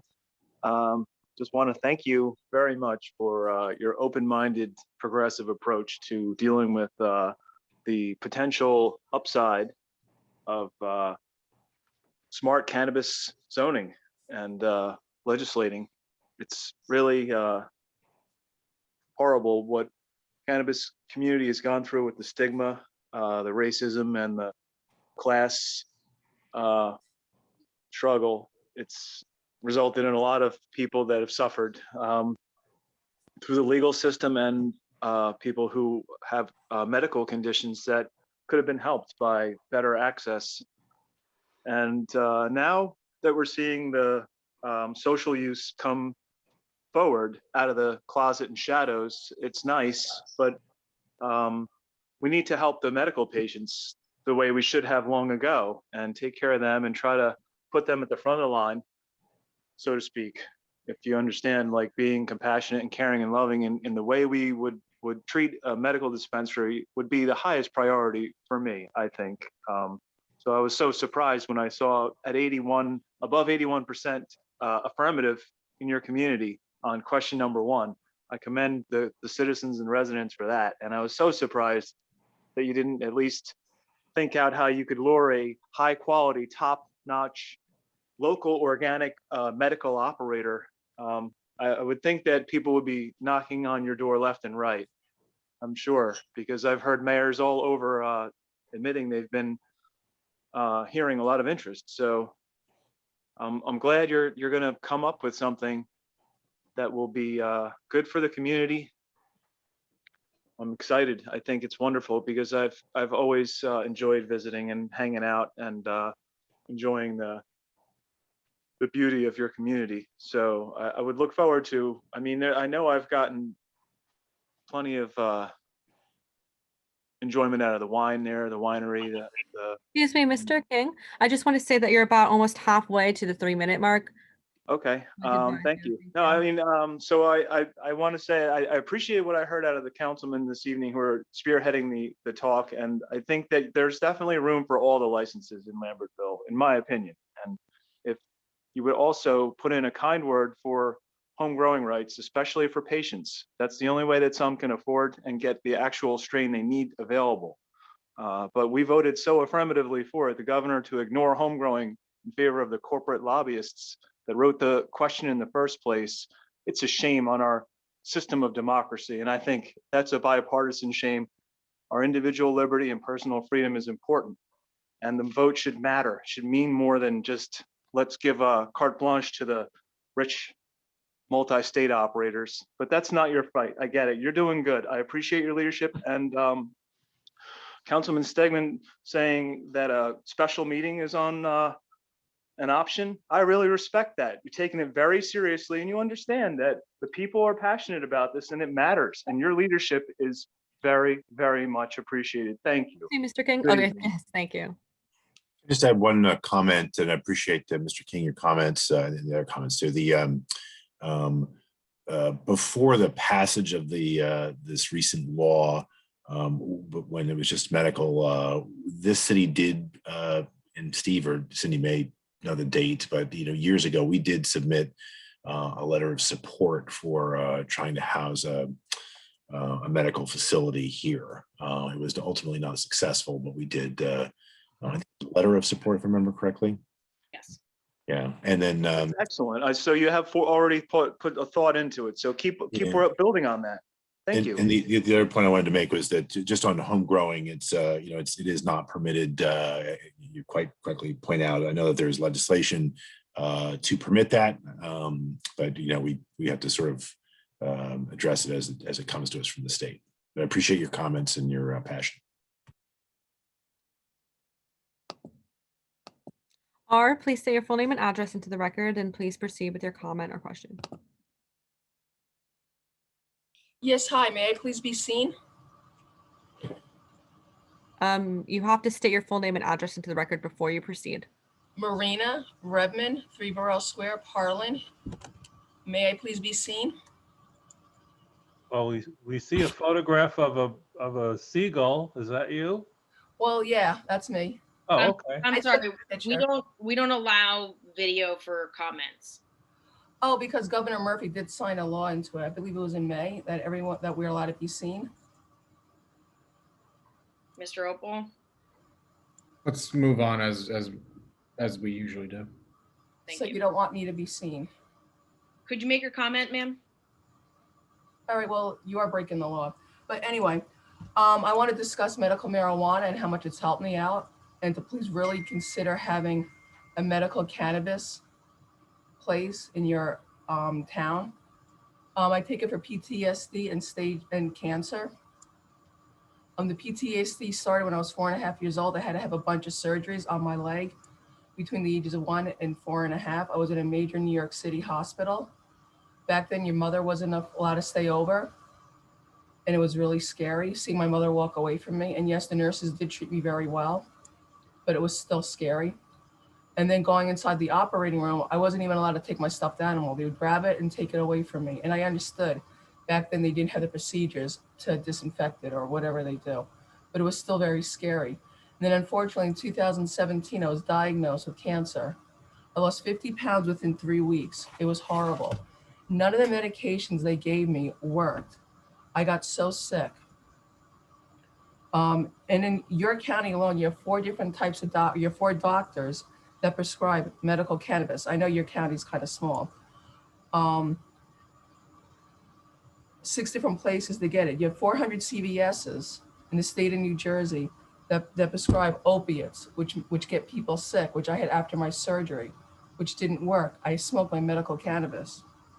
280 Walgreens. You have 63 psychiatrists in the state of New Jersey that prescribe medical cannabis. 10 pediatric doctors that prescribe medical cannabis to their pediatric patients. There was actually a small child between the ages of 1 and 2 had a 25-hour seizure because she could not get her medication. So please really think about where you can put a medical cannabis marijuana place. Thank you. Thank you. Sean, please state your full name and address into the record, then please proceed with your comment or question. Hello, I'm Sean Ellis. I live at 204 Brunswick Avenue.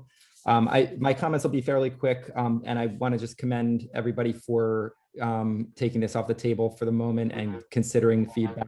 I think really we get the most flexibility and control in Lambertville by acting on this and not banning cannabis, but actually, cannabis businesses, but actually, doing the zoning, doing what we need to do by the August 22nd deadline.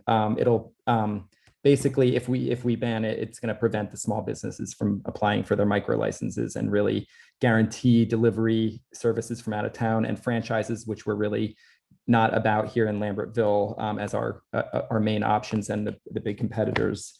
Then finally, there's really no guarantee in the law that we can reverse the decision once it's been made. There's, people are lawyers are arguing about this as we speak. So I think we really, have the best bet of controlling the cannabis industry in town by acting before August 22nd. I know the League of Municipalities is recommending it for a lot of towns, but that doesn't fit Lambertville. You know, the one size doesn't fit all. And I think we can do better. And I think we can be a leader here in this. So thank you so much for your consideration. Sean, if I could, I appreciate your Sure. testimony. You know, I don't understand the legal argument that's been raised. If folks have access to the sort of the thought process of why they believe, Can't do that. I can't hear. and you can't modify your decision, or that you're somehow banned for a certain amount of time. If you have access or know where that argument's coming from, some clarity around that would be helpful for us, I think. I'd be happy to send that to you in the email. Okay, that's great. I appreciate it. Okay, great. Thanks a lot. Lee, please state your full name and address into the record, then please proceed with your comment or question. Hi, Leah Hunt. I live in Stockton. I just wanted to echo what Sean was saying about small businesses and giving them an opportunity here in Lambertville. Small business is what Lambertville is all about. You know, we've fought for decades to keep big franchises out of our town and keep it unique and local. And that's what we take pride in. So I think banning this would be a hit against small business, which is, you know, not what we want to do. Also, on the point of delivery from big franchises, if there is no dispensary in Lambertville, people are ultimately going to have their products delivered. That's going to increase traffic, but also we won't be getting the considerable tax revenue that would be coming otherwise from these sales. Yeah, ultimately, this is, you know, a big historic opportunity for the town that I don't think it should miss out on. Thank you. Jessica, please state your full name and address into the record, then please proceed with your comment or question.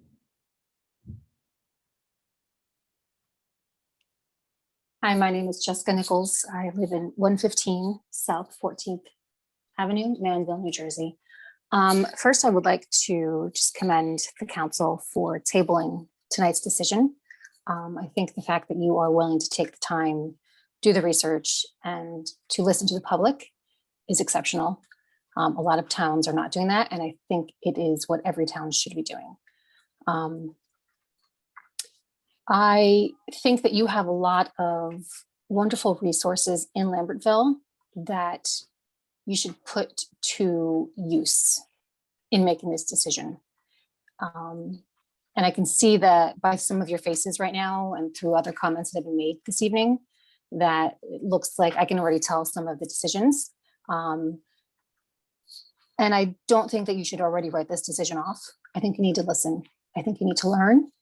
And I think your minds could change. I think you need to take that opportunity and really take this for what it could be for Lambertville, what it could do for your rateables as a municipality, and make the best of this. Secondly, as a separate but also tied into this issue, Mayor, is your role with Columbia Care going to clout your decision or your likeness to this matter at all? So to clarify for folks on the board, in my real job, I represent Columbia Care, which is currently holds a medical marijuana license in South Jersey. There is literally no connection to the decisions that we're making, and this is not my subcommittee. Councilman Sanders has taken the marijuana question on. Currently, Columbia Care is a medical marijuana license holder, and I don't understand the connection you're trying to make. Well, I think the fact that Columbia Care is, yes, currently medical, it does have the opportunity at any point to go recreational, to go adult use. But I think, and what my role with my job with Columbia Care has anything to do with this. well, as the mayor, are you the tying vote in any decision with the council? I vote just like every other member of You council. vote just like anyone else. Okay. I just want to make sure that everyone on council is at least aware and that we don't let I'm sorry. anything, If I could just ask you here, I really want to Mhm. clarify what you're suggesting here. Draw the line for me. that any other roles in personal lives don't clout any decisions that are being made for How the could not- greater good of the town. Very clear here, because you're accusing me of an ethical violation, which is very serious. And so I'd like you to just. Well, be I fair. apologize that you're taking it that, I didn't mean for it to come across that way, but I just want to make sure that everyone is on the same page. Excuse me, Ms. Nichols, you are coming to the 3-minute mark. I'd like you to clarify what you're insinuating to the board. That everyone's on the same page. Everyone has access to the same information. I'm sorry, what are you've asked me, would my connection to Columbia Care cloud my decision? What are you suggesting how would that cloud my decision? Please clarify your statement. Well, I think worst case scenario that if a decision is tabled, is actually put on hold, if you decide to opt out, and then at some point, let's say Lambertville decides to opt in, and then Columbia Care is first in line to apply for a Lambertville license. That would be a serious ethical violation. Okay.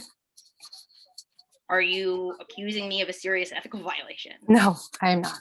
Great. Okay, thank you so much. Thank you. Jamie, please state your full name and address into the record, then please proceed with your comment or question. Yes, good evening. My name is Jamie Van Sciver. I'm from Paulsboro, New Jersey. I'm with Sativa Cross 501c3. We're a nonprofit advocating for medical cannabis patients' rights and accessibility for individuals with disabilities. I'd like to say thank you for stating that previously you guys had supported medical dispensary to come. It's incredibly important that people with chronic pain and chronic illness have access to things that they may need, medical cannabis wise, instead of taking like the narcotics and controlled substances that might be their only other path.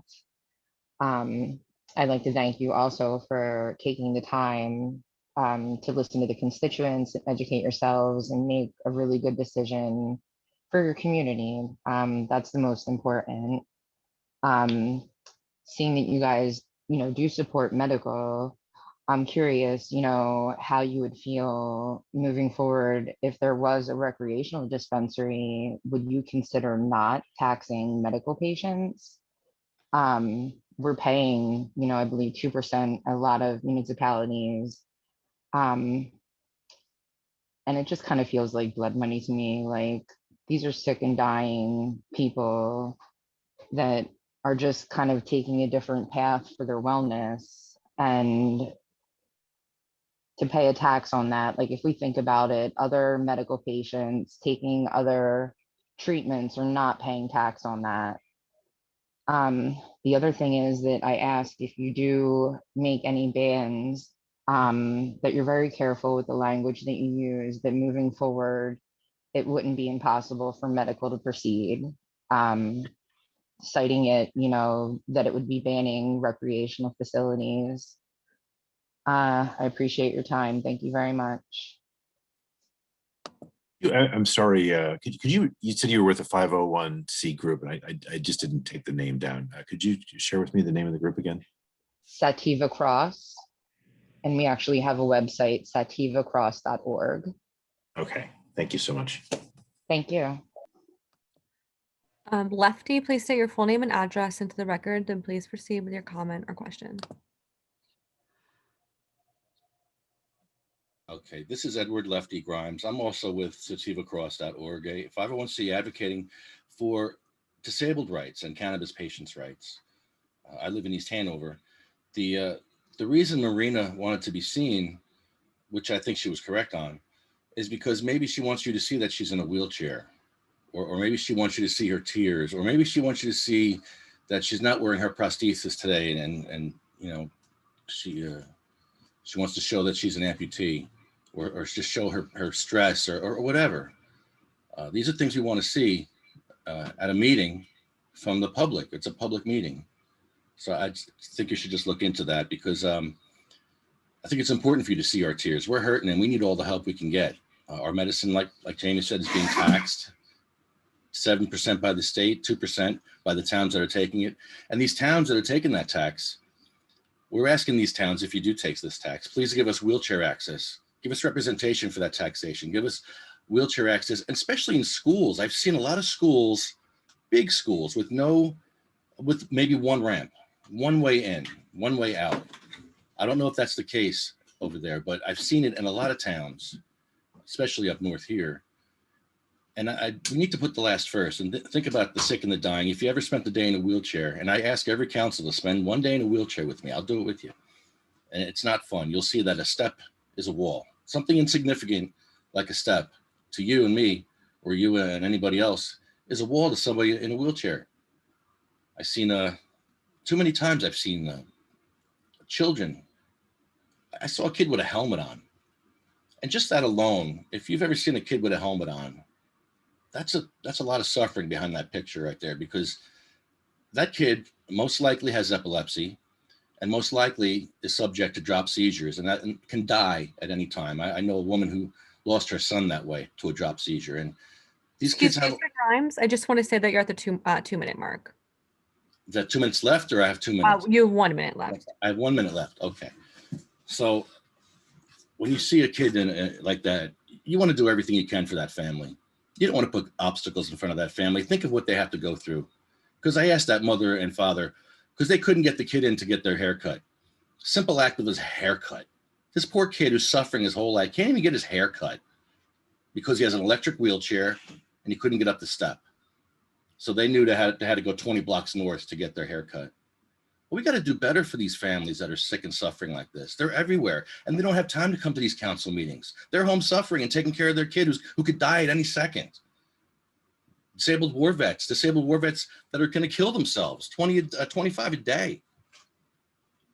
I'll end with this. They went with songs to the battle. They were young, straight of limb, true of eye, steady and aglow. They were staunch to the Mr. end. Grimes, I'm just going to let you know that you are at the 3-minute mark. They shall grow not old as we that are left grow old. Age shall not worry them, nor the years. Mr. Grimes, I'm so sorry, but we're holding everybody to this. son. We have 7 more minutes. We have 7 more comments beyond this. For Thank the sake of everybody's time, I appreciate your comment, but we're going to ask you to move on. Christian, please state your full name and address into the record, then please proceed with your comment or question. Yes, Christian Velasquez, Dover, New Jersey. Where? Yes, I'm here to talk about the cannabis ban that I guess you guys tabled, right? I want to thank you for tabling and not acting on that right now. I'm with sativacross.org as well. We're going around all across the state to all the towns that are banning cannabis. I myself have started an initiative in my town of Dover. Dover put a temporary ban on cannabis businesses so they can figure it out. You know, that's just creating more delays for the patients and the entrepreneurs that want to be in the cannabis industry, especially the people that have been victimized all this long. So I've actually started a petition against the ordinance in my town. So it looks like 66% of Dover voted for cannabis. Apparently in your town, it's around 80%. So if you guys do go through with this ban, I think you would get a lot of opposition from your residents. And, you know, we want towns to support the cannabis community. We're done hiding in the shadows. And, you know, we're here loud and proud. We want cannabis access for everybody because in New Jersey, the cannabis access is very poor. Also, I would hope you guys would join the next CRC meeting. I believe it's June 1st. They're going to be focusing on the government's role in the design of regulations and the kind of cannabis products that will be approved for medicinal and personal use. You could register to speak. There was a lot of great comments from the last meeting. You know, the people of New Jersey are shaping these laws, and we just want to make sure, you know, that our elected officials are doing the will of the people. And the will of the people is we need cannabis access. We want to have cannabis businesses, and we don't want to ban cannabis anymore. It's legal. 2-minute mark. I just want to let you know. Okay. So, you know, another initiative we got going on is we're doing I started a Dover cleanup. You know, it's stoner cleanup. We clean the streets and we educate the people on cannabis. And we are hoping to bring that to other towns. So maybe we could visit you guys, clean up a little bit, smoke a little weed and, educate the people on cannabis. Well, thank you for your time. And please don't ban cannabis businesses. Thank you. Krista, please state your full name and address into the record, then please proceed with your comment or question.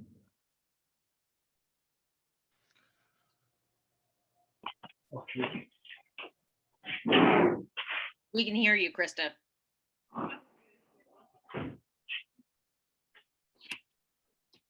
Krista, do you have a comment? Can't hear you. Oh, how do I unmute myself? You're already unmuted. We can hear you. Oh, okay, thank you. My name is Krista. Krista, we cannot hear you. Will you please state your full name and address into the record? We can't hear you. I'm trying. We can hear you. Just speak clearly into the computer and state your full name and address. Cornwall, New Hope, Pennsylvania. Okay, get a little closer to your computer. We'd really appreciate it. Turn that off.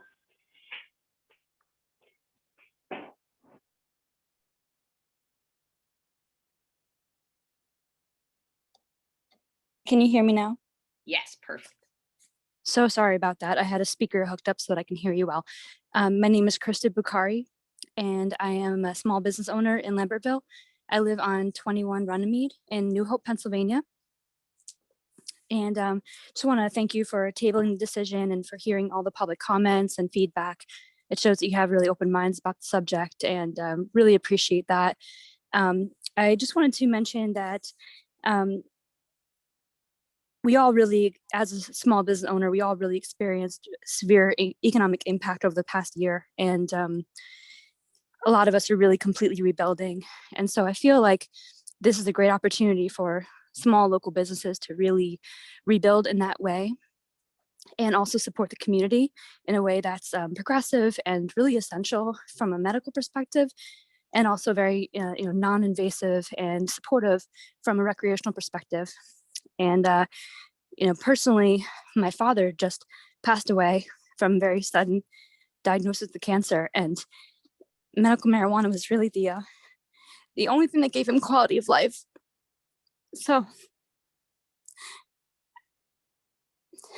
that's really all. Thank you for hearing us. And having to drive him very far for a medical dispensary was a precious time away. So supporting the community is something I really love to see you consider, supporting business and us individuals. Thank you. Thank you, Krista. Appreciate you sharing your story, and sorry for your loss. I appreciate it. Thank you. Thanks for listening. I'm sorry it's a little raw. Did great, Krista. Thank you. Thank you. Ben, please state your full name and address into the record, then please proceed with your comment or question. Hi, this is Ben West. I live at 48 Coriel Street. Thank you for tabling this decision tonight. I think it's really important to take a little more time and to think about the right way forward. One of the things I think should be at the center of that discussion and thinking is the fact that this is really a historic change. And I think it's a lens through which we can see something else that's important in society, which is that these laws that criminalized marijuana for so long and that hurt so many people deeply and in such profound ways. I mean, the Attorney General is making it retroactive that some previous marijuana convictions are going to be expunged, but the damage of those convictions, giving people criminal records, preventing them from competing for jobs, for getting for living in public housing, for getting student loans. I mean, this is generations of damage that was done by these unjust laws. And what we've seen is that unjust laws can be changed. And what we used to take as common sense and something that was going to be with us forever doesn't have to be that way. New Jersey abolished, to a great extent, the criminalization of marijuana. And we need to start thinking through that lens towards the other types of harms that are done through our over-reliance on criminalization and over-policing and imprisonment for things that we really don't need to be hurting people and hurting their lives.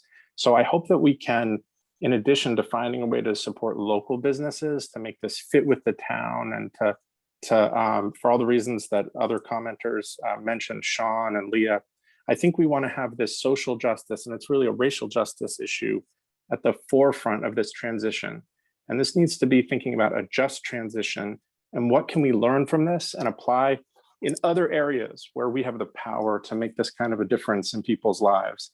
And I think the next moment where that's going to be critical here in Lambertville is when we start talking about the budget for next year, and when we start talking about the budget for policing, which over the past several years has always been consistently one of the highest expenditures that we have.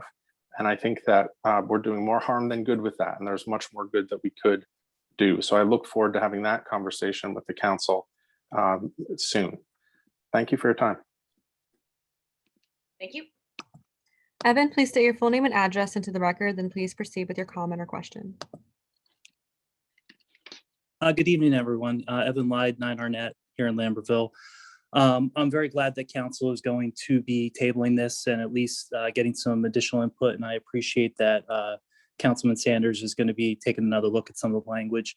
I am concerned that this bill is going to prevent local people from getting into the cannabis business. And, you know, if we're going to allow cannabis to be sold here, it would be nice to keep, you know, the revenue here and allow Lambertville people to have an opportunity to have a business. I did want to talk briefly about the conflict of interest question that someone else brought up, and I don't want to upset you, Mayor. I'm not saying that this is a conflict of interest. I'm just trying to explain what people have talked about with me. And my understanding is Columbia Care is in the recreational market too. So there's just that concern that if this bill unfairly targets the small businesses, that would benefit a larger company like that. So that's what the question is. I don't think the person was calling you out on it. They just wanted to make sure everyone was aware. Mr. Opal, if I had a client interest in the city of Lambertville, what would the steps that I would take be in order to ensure that I was not taking any votes on any client interest that I had in the city? I don't think I'm saying anything that's top secret here, as has happened with previous potential concerns about conflicts. We would review them. And if it was determined that there was a conflict, you would not take part in any discussions. You would not review any applications, and you would recuse yourself from voting on any issue in which a client of yours would have an interest. So at this point, I don't think there's a potential for conflict based on the existing legislation or the pending legislation, and just based on the lack of any information or guidance about the state's regulations. So I don't see an issue at all right now. But if, for example, any potential client came up during your term in office, there would be procedures in place for you to recuse yourself from voting or considering or speaking out against any or in favor of any option related to that issue. Thank you so much. And just to further, Mr. Sanders, Councilman Sanders, if you wouldn't mind, did I reach out to you to ban medical or recreational marijuana in the city of Lambertville? No. Did I encourage anything that was out of the norm in order to further any clients that I have regarding medical or recreational marijuana? No. Can I raise a question for Ms. I don't know. It's not a. I really want to put a fine pin in this, because this is the 6th ethical claim that somebody has made against my my full-time job in the last year. And Evan, I understand that you don't want to upset me, but it is very upsetting because it suggests a total lack of moral restraint on my part. And I don't appreciate it. I have stepped out on multiple occasions when there has even been a vague potential of a conflict of interest in my role as the mayor. And I'm very proud of the fact that I have been forthright with my with other council members regarding any one of those potentials. I have played this extremely safe. And I want to make that clear for the record that the claim that is being made, you're saying sort of that other people have brought to you, is one that suggests that I'm trying to profit for myself or for somebody that I work for by using my elected official status, and I am not. And I appreciate that. I think the concern that people have, and especially when you say that your client is not interested in the recreational business here in New Jersey, it just says on their website that they are, and that they're planning on opening 2 additional dispensaries. Medical marijuana license. I thought you said earlier, and look, I'm not, the record is what the record is, and perhaps I misunderstood it, but I thought you told the other caller that this was not a conflict because your client, Columbia Care, was only involved in medicinal marijuana. And I don't know if that's necessarily true.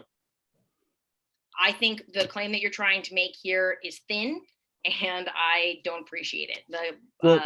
I cannot speak to what their future plans are. I am not aware of what their future recreational plans are at this time. But what I can say specifically is that they have a medical marijuana license and they operate as a medical marijuana distributor. So on their website, it says, when they announce the Vineland location, it says, with the voters expected to pass the adult use ballot measure later this year, our ability to open 2 additional dispensaries will allow Columbia Care to be the market leader in New Jersey. So that's just the concern that people have. And, whenever there's an appearance of a conflict, I think it's the safe thing to do to not vote on it. I don't think necessarily your vote is even going to change the vote that's going to happen with council, but I just think that it solidifies and it makes the people feel better about it. And that's all.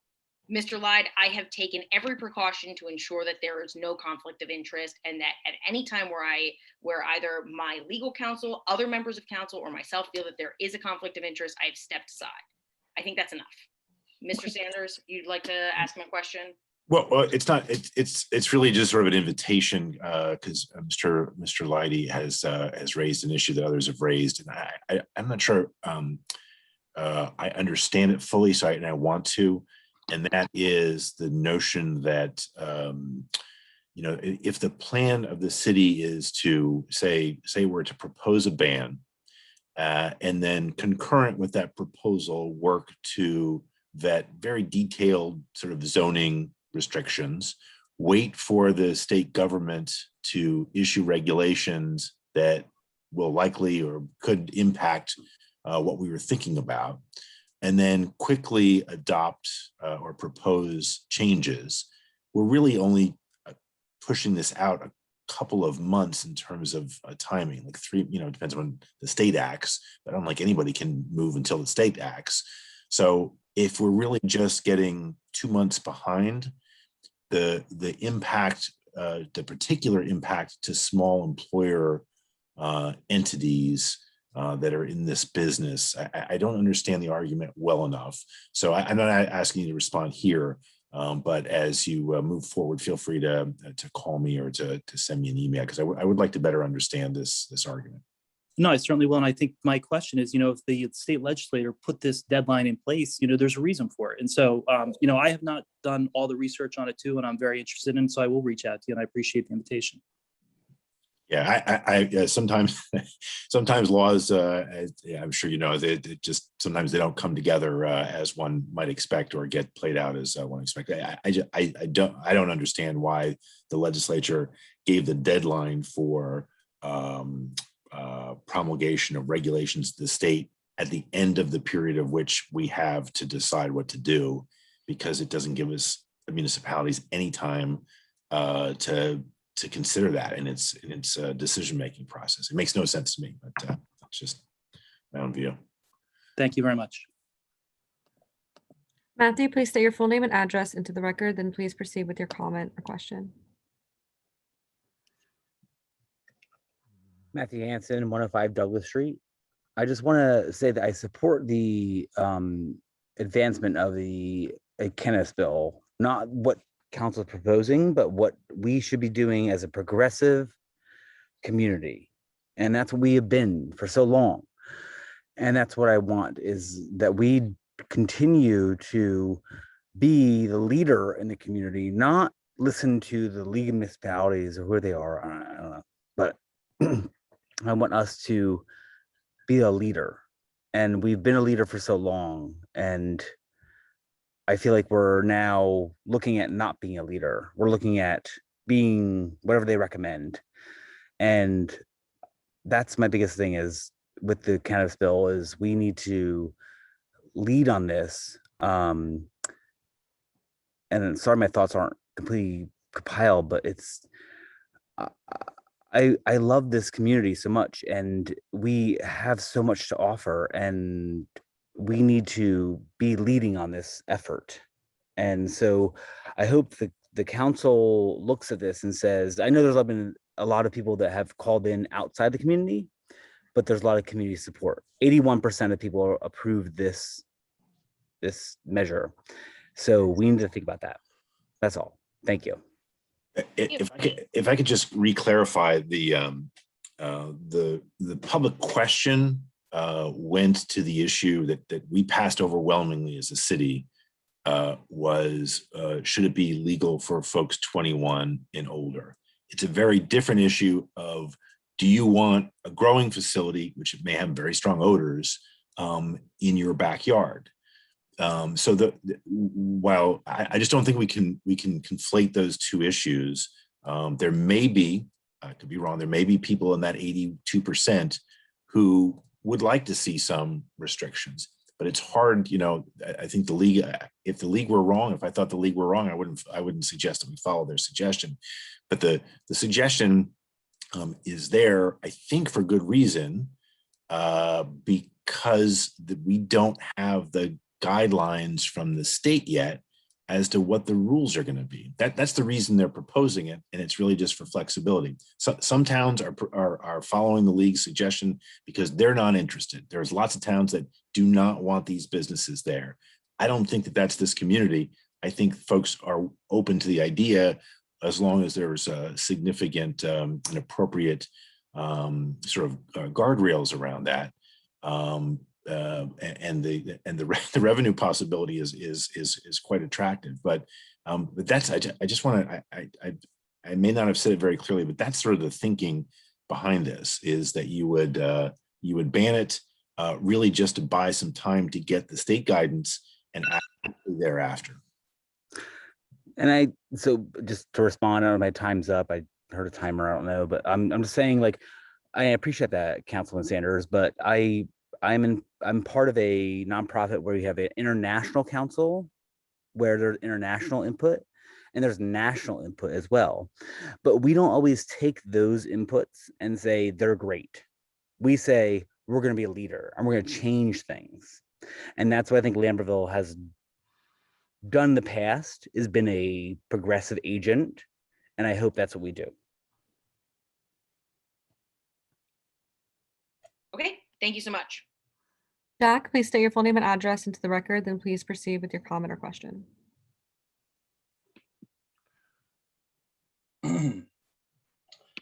Hi, this is Cord from 13 Lambert Lane. I just wanted to go ahead and address, I know this has been brought up a couple times, and Julia, I do understand your reasoning here.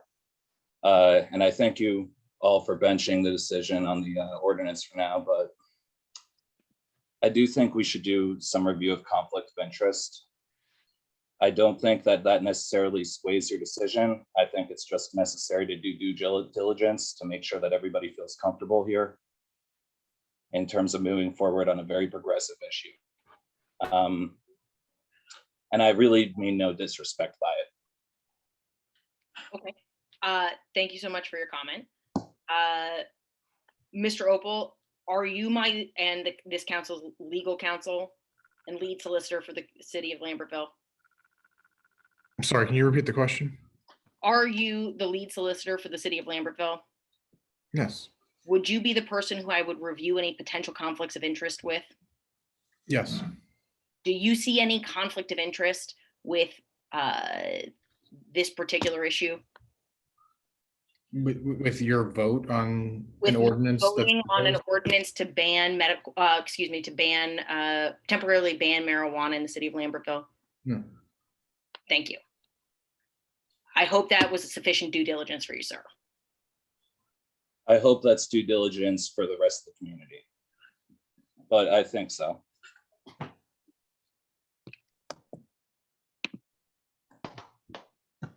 Jesse, please state your full name and address into the record, then please proceed with your comment or question. And they have an older version of Zoom, so we would have to promote them to a panelist. That's fine. Okay.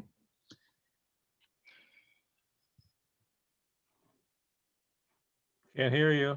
You're muted. Thank you for rejoining me as a panelist. My name is Jessie Villers. I live at 13 Lambert Lane in Lambertville.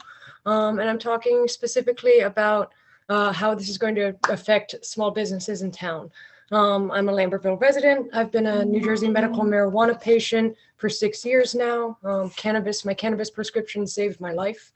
And I'm an aspiring local small cannabis business owner with hopes of pursuing a cannabis micro business license in Lambertville, assuming that we have a ordinance that permits it in town. Thank you for not voting on the ordinance to temporarily ban cannabis in Lambertville. The ordinance to temporarily prohibit cannabis businesses will severely hurt the chances of any local small cannabis businesses. Right now, time is of the essence, and the deadline for the cannabis micro business license application is August 22nd. So if Lambertville passes an ordinance this summer that prohibits cannabis business in town, that hurts every resident in town who hopes to pursue a cannabis micro business license. Micro business applicants cannot supplement our application after it is submitted to the state. So even if Lambertville changes its position 2 days after that August deadline, it will be too late for aspiring small businesses. You're putting us at a competitive disadvantage without having a positive local ordinance. This will directly affect the livelihood and well-being of residents like myself. I really appreciate the council being willing to have a public hearing on this issue for June 1st.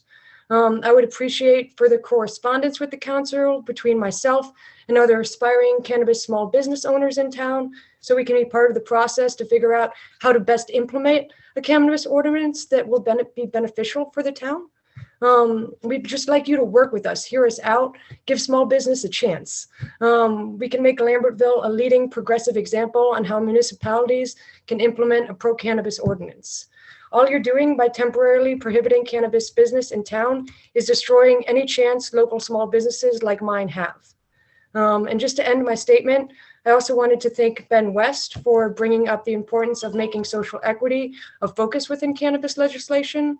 I could not agree with you more, and I have even structured my own business in a way to help promote social equity within the industry and provide opportunities for individuals who have past cannabis convictions. So I would love the opportunity to work more closely with the local government to see how we can pass a cannabis ordinance that will be beneficial for social equity and also beneficial for small business interests in town. Thank you, Jesse. Thank you.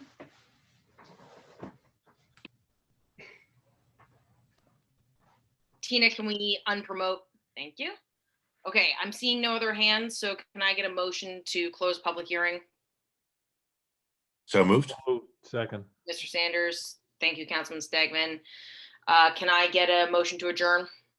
So move. Second. So moved. Are you sure? You want to stick around a little while longer? So moved.